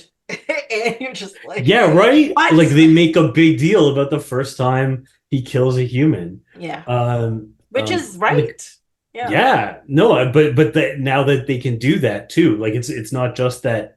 Like, what's interesting about it, one, is that like they're not restricted by the same kinds of things that they could anymore. They can show blood on the show, which they couldn't in the original. But then they use that really well to be like, okay, it's been 50 years and he's never killed another human, and then we see the first time that happens and it messes him up.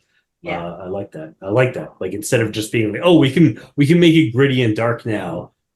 Instead, it's like, oh, why don't we wrestle with the grittiness? Why don't we wrestle with the darkness Yeah. Yeah. that we're allowed to play with now? Because I Um, remember when I watched that, because it was it's the second episode she gets killed, right? I think it might be the third. I can't remember. It's not the third, because Okay. the third is from where I started watching it. Gotcha. So it's either the first or the second episode. And I remember, like, I can picture the scene. And I remember, and it's right at the end, like it happens and the episode ends. And I was Right. like, Yeah. Yeah. wait, was that like blood? Like, Yeah. was that a hurt? What? Right. And then I had to wait a whole week for the next one to come out. Right. And that's because Yeah. that's how So. they released them. Not even Yep. just like a streaming thing that I didn't binge. No, that's how they released them. Yeah. Yeah. And I remember being like, "You're stressing me out." Like, Yeah. oh my Yeah. God. And then it turns out he did kill a person. And I was like, oh my God. Oh my God. Yeah. Yeah. Yeah, because okay, episode 1 of season 5 is him fighting Tom Kenny, the scatting like robot who's like got it plays jazz flute, and it's like a good episode, but like it's a little bit lighter in tone, let's say. Yeah. And then episode 2 ends with him murdering a lady, and it's like, oh shit. I mean, and like. It's not like they weren't trying to kill him, but still. No. And it's set up very well where it's like, because he has a flashback to when his father, as the emperor, like was at like his family was traveling in a carriage through the woods, and like highwaymen attack the carriage and kill all the guards, and then the like his dad comes out and is like, you get one chance to walk away, but like if you choose to fight, you are going to die. And so Jack does the same thing, and he thinks it's gonna like make him feel better about it, but it still doesn't, because it's still a messed up thing to do, even though again, like, they were purely out to murder him. Yeah. It was entirely in self-defense, and he even gave them an out afterwards. He's like, listen, please don't do this, you will die. But like, so he did all the right things. We can still know that he's a righteous person, but he still has to wrestle with it, even though it and I like that. I like that a lot. So in previous seasons, there were also like Akuts and like demons and stuff. So they weren't people. Yep. They'd like disappear into like a puff of smoke. Yeah, like shadow creatures and things. Yeah. And the way these women are introduced, you assume they're one of the same things. And I think that's his thing as well. Is he's like, I'm going to cut them and they're going to disappear in a puff of smoke, and that's going to be it. Well, except we know that they're children, because again, it maybe have been a while since you've seen the first 2 episodes of season 5, but like we see Ashley as like getting, like, she's having the training montage, and interestingly, it's exactly what you were saying before that Jack didn't do, which is they keep all the kids in a very closed location worshiping Aku. Oh, you must dress this way, you must act this way. No, like, you don't get to have an identity of your own. You only get to train to become Aku. And she sees a ladybug, I think, outside at one point. And so she's like starting to think about freedom and stuff like that. Yeah, that comes later. Like, yeah. But we know that they're humans. But yeah, you're right. Jack may not know or whatever. It's like, yeah. Yeah, so I always thought like he thought they were just like one of his demons or whatever, and they just like disappear because like they have the mask on and they have got like their hair thing to wear. Well, and again, with the art style, they're lineless and black, so they don't have like, there's no art on them. They don't have features. They're just like they're just a black silhouette and a mask. Yeah, there is no. Yeah. Anything about them. So they look kind of otherworldly. Yeah. And like from that point on, blood everywhere. Blood everywhere. And the thing is too, is that within this world 50 years later, they fight no robots. There's no robots in this world anymore, apparently. Because everybody they fight happens to be like, it's green blood or purple blood or whatever, but they're like creatures. They're like beings. Yeah. They're not mechanical. And I'm just like a pile of worm bugs. Yeah. Like, and they burst apart and like all this goo starts flying out of it and all this kind of stuff. Or like even like Ashi's protecting Jack when he's like meditating. Yeah. That those army weird orc things. Yeah. And you're like, oh, it's a robot army. No. they got green blood. They are creature orc things, and Yeah. she's like massacring them, and I'm like, what? They're not even trying Yeah. anymore, you know? Yeah, Yeah. like no, this is Yeah. for adults. We can kill stuff. Just let it Mhm. happen. Just let it happen. Yeah, but it was just so intense and so cool, and like she is such a bitch at the beginning. Like he's like doing everything to save her so she doesn't Oh die, yeah. and Yeah. she's Yeah. all Yeah. like, "Oh, I don't care if I die, as long as you die too." And she like tries all this stuff, and I'm like, "Oh my god." But again, like that like again, we're talking about all the grimdark stuff about it a little bit, but there's still that like sense of humor where yeah, he's like okay, like it's very deadpan humor, but like okay, yep, yeah, you want to kill me too, just like everybody else, you know, Yep. like I've been through this before, like Yeah, there's a part where she's like, he's like, look, I've already heard this, and she's like yeah, ranting about because of Akubo, and she won't stop uh, talking. He's like, I know, yeah, I know, yeah, it's fine. Like you don't have to say it. I get it. Don't worry about it. Like, and she just won't stop talking. And I was like, hmm what is going on? But it's yeah, really great. It's really really great. yeah. But Um, also, he has killed six of her sisters at that point, yeah, which is crazy. These seven daughters of Aku sent to kill him. yeah, So six of them get killed, and she survives. And then eventually, Jack.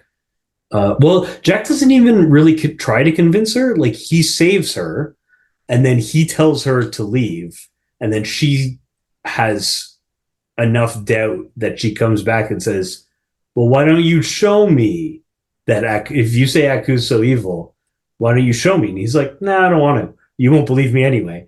And then she's like, "Nah, I really will." And so he's like, "Okay." He's like, fine, whatever. I'll show you tomorrow. Blah blah Yeah, yeah, blah. yeah, yeah, Oh, also, I wanted to mention that part where you see Baby Jack and they're in the carriage and the dad's killing the yeah, bad guys outside. I'm sorry, but when he gets sprayed with blood in his face and turns yep, around, and like later his dad's like cleaning his face, and his dad's like, shit, I've traumatized my child. You could tell this was like, I'm trying to myself, but I gotta make this better, and he has to know I am not evil for doing this. I did this for the right reasons. And yeah, he's like trying to tell him, but at the same time, I'm just like, so you're showing all his clothes soaked in blood. You're showing him soaked in blood. He's got this adorable face where he's just like panicking, and you're just yeah, like, it's gonna be okay, son. But you know, like right. sometimes the right, and he says some speech that I understand was good and was meant to make him feel good, but at the same time, I was just like, holy shit, that's traumatizing. Well, and I think that that's exactly on point with Jack's experience, which is that like he does the right thing and he, for the right reasons, he still defends himself and kills these women, but it's still traumatizing, even though no speech is going to make that better. Like he's still got the blood on him. So like I think that that's exactly right. Like thematically, yeah, like whatever his dad said to him doesn't make that not messed up. Yeah. It's a And messed up thing to have happened. yeah, and mind you, he remembers this while he is trying to recover in a cave with a white wolf. And Yeah. Oh, the wolf. the wolf, like that, like I know it's a parallel to who he is, and like they both show up Yeah. shattered and they quote unquote heal each other. Oh, the It's wolf curls up with him because he's cold on the floor of the cave. Oh, it's so nice. it's so nice.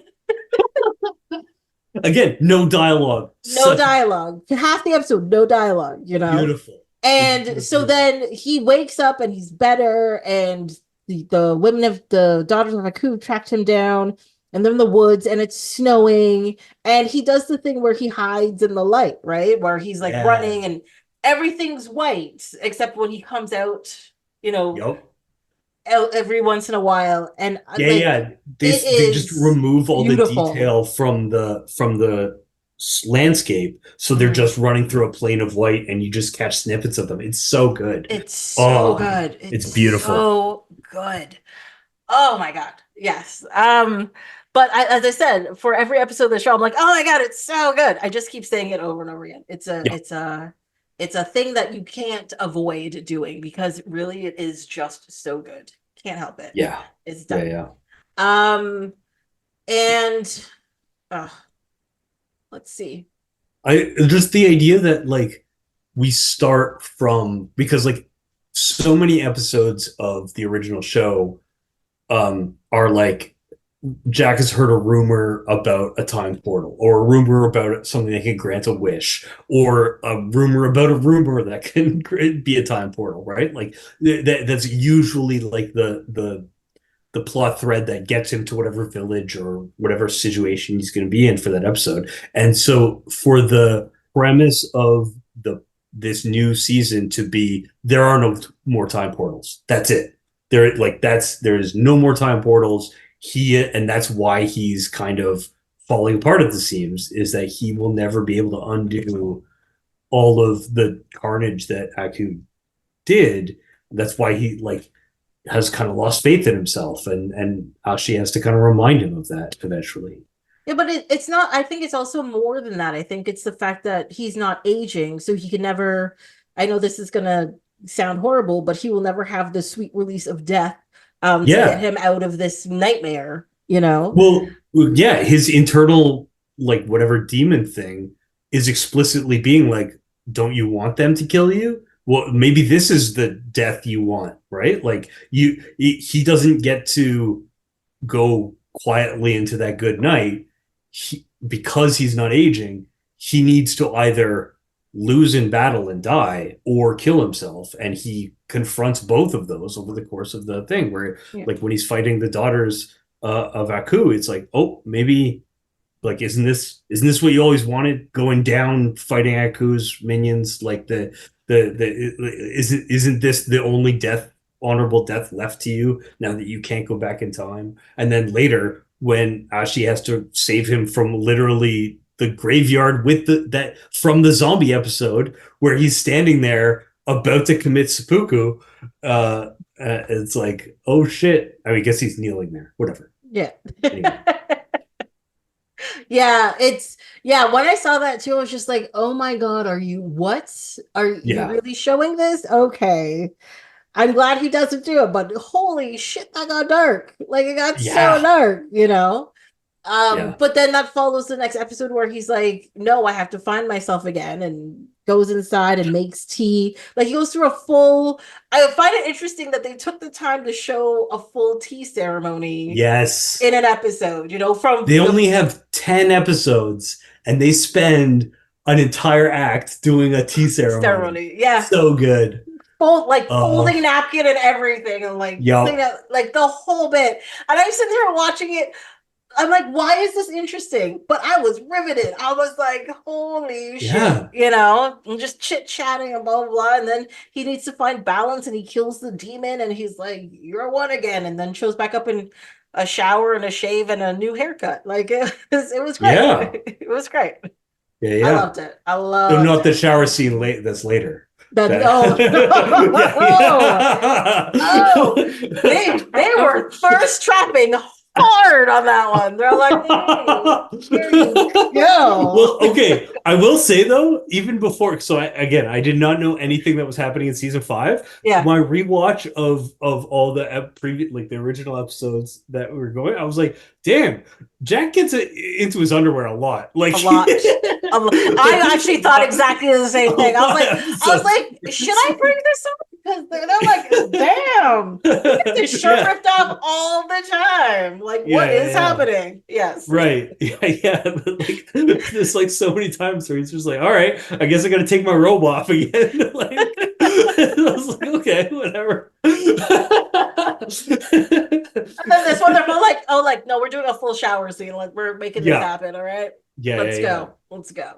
No, it was, and then he excellent. kisses a girl. It's crazy. After they kill a worm monster dude from space. Yes. Yeah, it's a whole thing. It's a whole thing. Yeah. Oh, because after they that was another thing where the it was the same episode where Ashley was being just such a total asshole to him, and he was just being deadpan funny. Where they get swallowed by the giant worm, and she's like, "Haha, I've killed you. You're swallowed by the giant worm. There's no way you can escape." He's like, "I've been inside giant creatures before. I'll find a way out." He's like, this isn't the first time. It'll be Yeah, fine. you Let's think this is the go. first time I've been swallowed by a cosmically giant creature? And it's like he's like, no, it's this way. We're getting out this way. Let's go. Like he Yeah, just yeah, goes for a yeah. little walk, you know. I was like, all right, Right. I get it. I get it. This is fine. Yeah. Yeah. Look, listen, it seems pretty simple. We grab one of the flying creatures, fly out, and don't get trapped. Yeah, don't But fall into the acid, you know? yeah, How that's hard is it. that? Simple, guys. Simple. Right. Yeah, I did like that part. I was just she was like, I want it. And you're like, no, it's fine. It's just relax. It's fine. Yeah, yeah, It's yeah. okay. Okay, so now we have to talk about the last two episodes because Yes. I want to say emotional roller coaster Yeah. that is both makes me happy and destroys my soul at the same time. Uh-huh. And I've just that this is how you finish a show. Okay. This is how you finish a show. This is how you do it. Right? You remember about time travel, you remember about who your characters are, and you remember about where they want to be, and then rip it all away from them and destroy them. That's fine. Yes. So, well, like what was great was the fight against Aku. They've already, because Ashi has rebatted.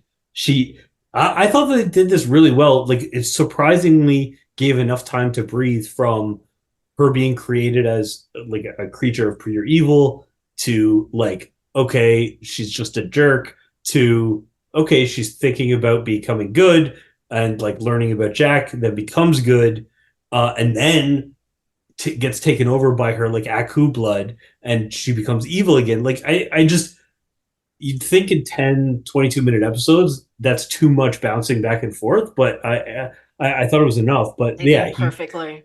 yeah, she's stolen the sword. She's become pure evil. She's working with Aku. And then every ally that he's ever had comes back and tries to fight Aku, but Aku's like, I won. It's totally cool. And then is just like having a grand old time murdering all of Jack's friends. Yes. Oh my, he was Uh, having so much joy, you know. yeah, That's what does he say? The thing you do with a bug is you smash it. And yeah. then he like, yeah, it's He so good. smashes a bunch of them and then forms a tiny little Aku army, little Akus running around doing little Aku murder. Murderers, yeah. Um, and then like it looks really bad, but then the all of the Celtic daughters come as the cavalry. They're riding like reindeer and they're floating on magic bagpipe music or something. Something like that. Yes, Yeah. yes. And so they come as the cavalry and they're like, oh yeah, maybe we can win. And then Jack's there inside Ashy's amorphous Aura or shadow something. self. Yeah. Yeah, and they're it's a little too reminiscent of that scene at the end of Akira where Oh, yeah. Tetsuo and Tetsuo's girlfriend are both screaming at each other inside the pile of goo. Um, Yeah. that is also Tetsuo. Um, and but yeah, and then they Ashi remembers who she is, takes control, but then she has, well, it was so sudden where she's like, wait a minute, I'm good and I have all of Aku's powers. One of Aku's powers is just creating time portals. Boom. Bloop. Yes. Like no more fight. Gone. Yeah. Yeah. Aku's And face is every hilarious. Oh my God. yes. Oh And wait, then sorry. Before we get any further, I just want to yeah. say the part where he realizes that she's one of his daughters, that he's like something smells familiar, Oh, and he's like, I yeah. smell myself, and he does this like they do the most ridiculous animation on his face, but at the Yeah. same time, you're like, he's freaking me out because he's all just sniffing or whatever. Yeah. And then he's like, that's my daughter. And he's like, and it's like the tiniest, slightly dirty joke. And he's like, I I don't think I've ever. And he's like, oh, maybe that one time. And I was like, oh my Yeah. God. Just Yeah. slide that right in there. You're like, okay, Yep. Yep. I get it. But then it turns out that they drank Yeah, he put some of himself in his. like a chalice and she Yeah. drank it. And Yeah. I Very don't real, know. ritualistic, very mythology, and we don't have to think about Aku fucking, or Yes. even if he has the proper equipment. I mean, he does have He shape-shifting can abilities, so maybe transform. Yeah. it's a Zeus situation where he turns into like a goose and seduces somebody or something. But yeah, who knows?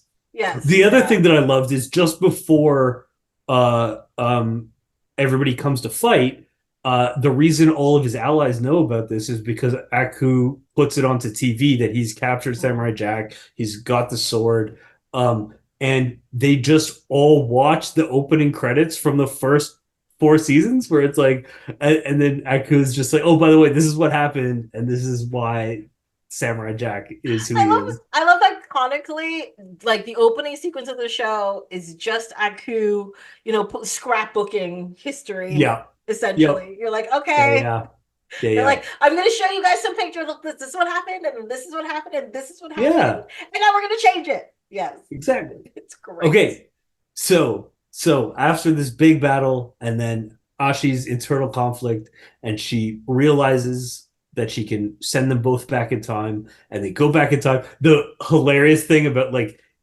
it's the scene just before Jack's about to kill him, and then gets thrown into the time portal, and then they show up at that exact same moment.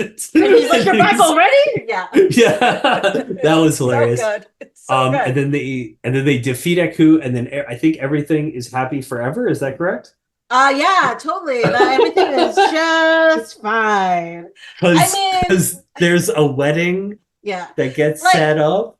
So like I remember watching this the first time. I'm like, this can't be the happy ending because I've watched enough time travel movies and all that kind of stuff. And I'm like, if that is, then it doesn't make any sense. And I was like, they can't do that. And I was getting all upset about it. And like, then it happened.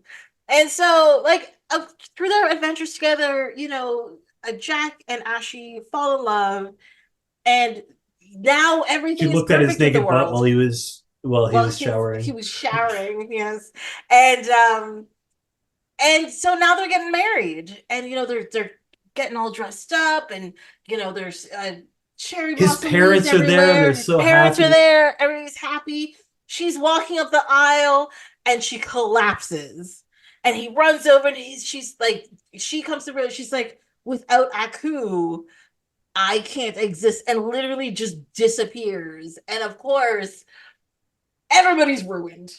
Jack's ruined, I'm ruined, you're ruined, Yeah. everybody's Yeah. ruined. And you're just like, holy shit, Yeah. And like the last thing of the show is him just like, on a horse, riding through a forest, and he sees a beautiful tree, and he sits there and he's contemplating, his wind is blowing through his hair, and then he sees that ladybug. And then a small smile comes across his face, and you're just like, and the show ends, and I'm just like, you can't do this. This is, I mean, you have to, but no, it broke Tracy. Oh my gosh. It was really good. It was really sad. Even this rewatch, I was prepared for it, but at the same time, like, no, they did it too well. I did not know it was coming. I was like, I was totally, I was on board. I was like, they're gonna do a wedding, and then everybody's gonna be happily ever after. This is what he wanted. He was waiting 13 years, and he was like, you know what? After the motorcycle and the like beard, he wants to give Jack like a happy ending, and then she fell, and I'm like, what? And then she just like, it is so fast. Like, she's like, oh, by the way, I don't exist. Scoop, gone. Like, there. I was like, what the fuck? There was 2 minutes left in this episode. How dare you? How dare you, sir? Oh my God, yes. Oh, and We were gee, so close. so close. And then Quick. they just rip the rug out from under you. Yeah. And you, oh my God. And like they do, like it's so quick, but it's so well done and it makes sense and all this. Yeah. Like Yeah. you're just like, it has to be this Well, way. and you know what? One of the things I was kind of like cynically in the back of my mind, like I was thinking, oh, of course, like she can go back in time with him because like they've created a love interest that doesn't have any ties to the rest of the world. She doesn't have her own family. She doesn't have her own friends. Like she can just be somebody that he comes back with. And then I was like, it's kind of lazy, but that's what they do. But that's why she disappears. It's because she doesn't have ties to anybody except Aku, and Aku was destroyed. Ah! Right. I just did Kermit Arms to our audio only listeners. I mean, like, because it, like, as I said, it just makes sense. And the thing is, if they didn't do it, like I said, and like you said, you'd be like, yeah, it's lazy, but it's expected. But Yeah. because they did it, you're just like, hey, I hate you for doing the right thing. But also, it makes it so much better because you did. Yeah. There's a quote that my wife told me about. That I think it's Stephen King. And we like it a lot. Whenever we come across something like this, is like a twist should be something that's both unexpected but totally understandable. Like you shouldn't have a twist for no reason. And this was the best kind of twist where it's like, oh, of course. Like she says one line and suddenly it all makes sense why she's disappearing. You look back and you're like, oh, of course it couldn't end any other way, but you were totally not expecting it. And that's why yeah. But also, I think, like, even though the last season it's not a kids show anymore, I still feel like I had the mentality of it being a kids show, so it has to have a happy ending. It has to be everything's wrapped up and everything's perfect and everybody's like, yay, woo, we did it. Whereas this, you have that yay, we did it, but then you have the consequences of being yay, we did it. Like there has to be life after that. And sadly, it's a life without Ashley. And my God. Yeah. They're just like, well, and what's really interesting about that is that like for 13 whatever before this season was aired, like there was no real ending, right? Like the season 4 just ends on any other episode. It could be any other episode. The closest thing we get to an ending is the episode you already talked about with the Guardian with the glasses, where you get a brief vision of him showing up much later and then being ready to go back in time.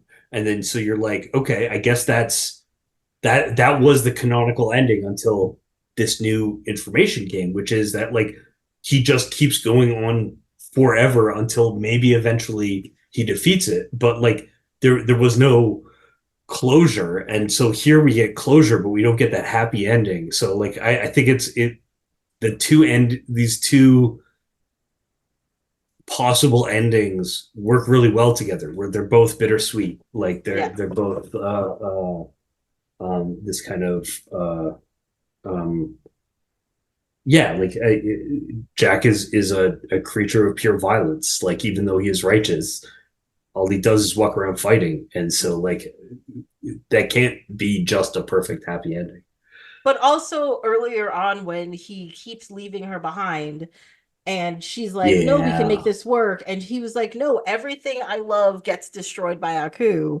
And essentially that is what happens. Well, he does get his whole family back, so he gets his family back, but like the one like even he says, he's like, this has never happened before, and it's within his stories. There's lots of women, random female things show up, and he never falls in love with them. Three-eyed drink alien. Yeah, right. I mean, she shows up in like 3 episodes in like the background. Yeah. And but he's like, this has never happened before, and she's the one that he like loves, and of course Aku takes away the person that he loves again, like, so he can't have anything. And sorry, I just want to say at the end of it's your podcast, I think you can say anything.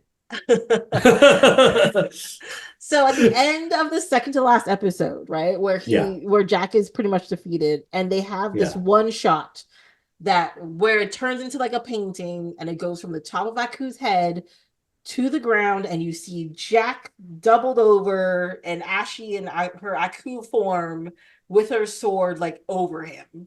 yeah, Oh my god, that hits so hard.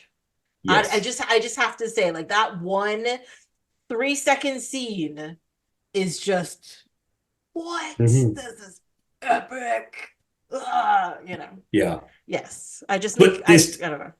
and they still have room for Aku comedy where he's like, okay, which bladed like hand should I transform into to murder Jack? I think I'm overthinking this. Is this oh it's this one. Well, is that too much? Or like maybe an axe, maybe a He's like, sword, maybe a because he was like, I can't believe it. After all this time, I hadn't thought about what I was going to use to kill you this whole time. yeah. What? And he was laughing. It's He's like just different pointed objects. He's like, this thing is yeah, like a scythe or like a triple blade or like a this thing. I don't know not the too thing of the much. thing. It's Yeah, yeah, great. It's great. yeah, yeah. Um, yeah, I don't know. Like, it's a great show. It's a great show. I Okay, like all as the episodes. as a little bit of closing thoughts, maybe I'll these were the few Conan the Barbarian references. I'm sure I missed tons, but these are the ones just specifically references to the 1982 Schwarzenegger movie. Obviously, Mako being the narrator is like number one big flag on that.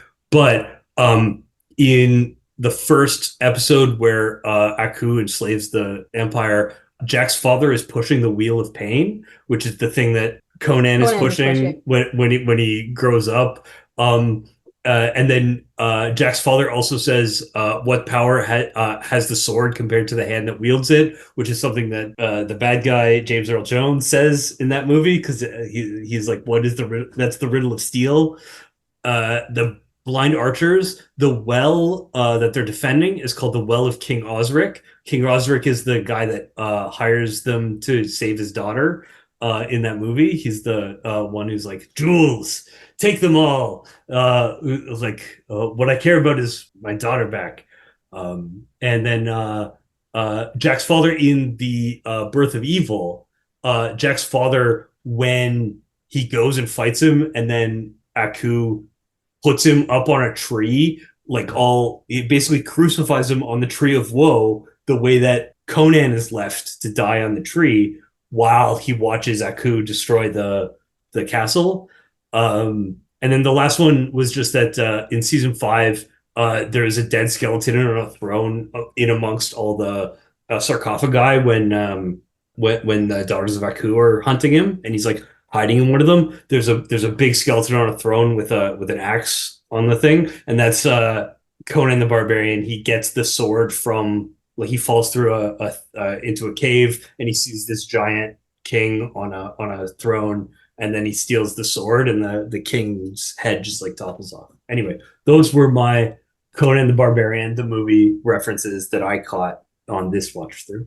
I will say I missed every single one of those on my watch through. And now that you've said that, I'm like, why didn't I pick those up before? It's fine. You probably have not watched the Conan the Barbarian movie as frequently as I have.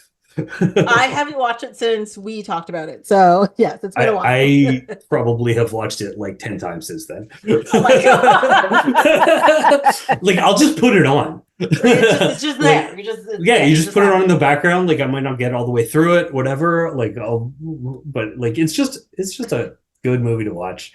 I love it. I did do my usual check Yeah, for Star Trek connections. good, good, good. Of course, automatically, Phil LaMarr, I knew he Yeah, did voice in Lower Decks. But also, like half of this cast has been in stuff, including Kevin Michael Richardson and Tara Strong and Tom Kenny, and what's his name? Richard McGonigal. He was actually on screen, not a voice. And also Clyde Katsatusu. He was also on screen, not a voice. So, but that's as far as I got. I got through the main page of people's people, and I was like, oh, Yeah, all yeah. of them had been in it. What? This is Mhm. crazy. Um, Surprisingly, John DiMaggio has not done a voice oh yeah. yet. And speaking of people actually showing up on screen, Leah had either forgotten or never knew that Phil LaMarr was Marvin from Pulp Fiction? uh, Pulp Fiction. Yeah, Really? uh, But it's yeah, clearly him. yeah, but I don't maybe I don't know. I don't know what happened in her mind. She must have known that information at some point, but she was like, "Wait a minute, is he Marvin?" I was like, "Yeah, of course he's Marvin." Pulp Fiction. Love That's it. it. Like Love it. a rare on-screen appearance for Phil Marr, I Yeah. think. Well, he Yeah. did Mad TV and Right. then Pulp Okay. Fiction and then I don't think I watched Voices. Mad TV. I Yeah. watched the shit out of Mad TV when it was originally on, and he was hilarious. He did the UPS guy was my favorite one. He was like this hyperactive guy who delivered packages for UPS, and he just show up. He's like and just be like crazy and talk really fast and jumping all over the place. It was awesome. Nice. I That's mean, he's a where I know Phil LaMarr from. But crazy yeah, talented, yeah, guy. I didn't know.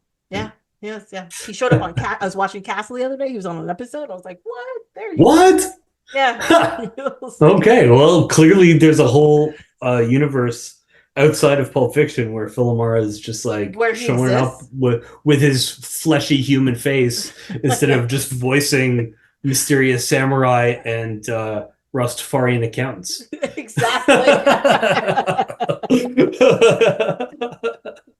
Yeah, Yeah, so I mean, I feel like I know what you're gonna say, but would you recommend people watching the show?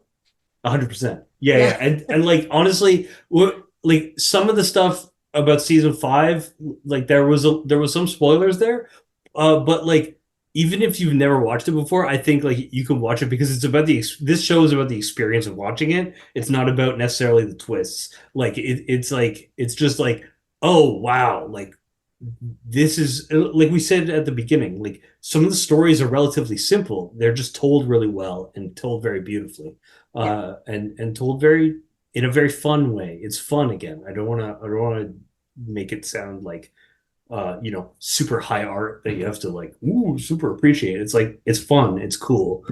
Watch it. Yeah, and I also find a lot of the stories that are told, even though the concepts of the stories are simple, if you describe the story, people are going to be like, "What are you talking about?" Like that's Yeah, what? I'm like, yeah. trust It's me, weird. watch it. It makes sense.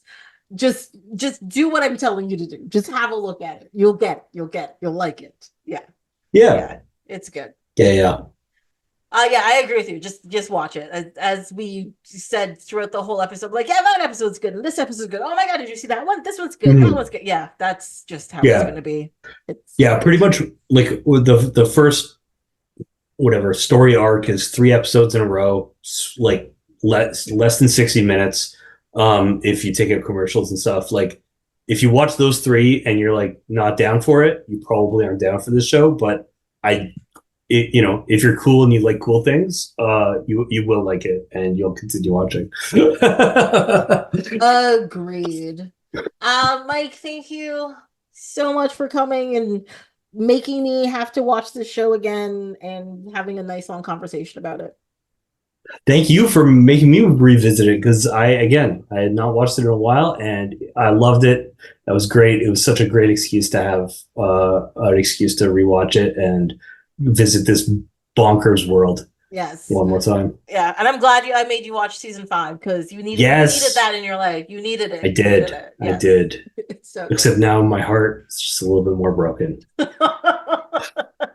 Yeah, but there should still be hope there. There's still ladybugs out there. There's a little ladybug making it a little bit okay. Makes it okay. Nice. All right, thank you. Bye bye. Bye. Well, that's it for this episode of Off My Shelf. Until next time, you can follow along on Instagram and Twitter at ohmyshelf, or you can send an email to ohmyshelf@gmail.com. This episode was produced and edited by me, Tracy, with original theme song by Ori Falconer. Like, subscribe, leave a comment wherever you listen to this podcast. Come back next time to see what falls off my shelf.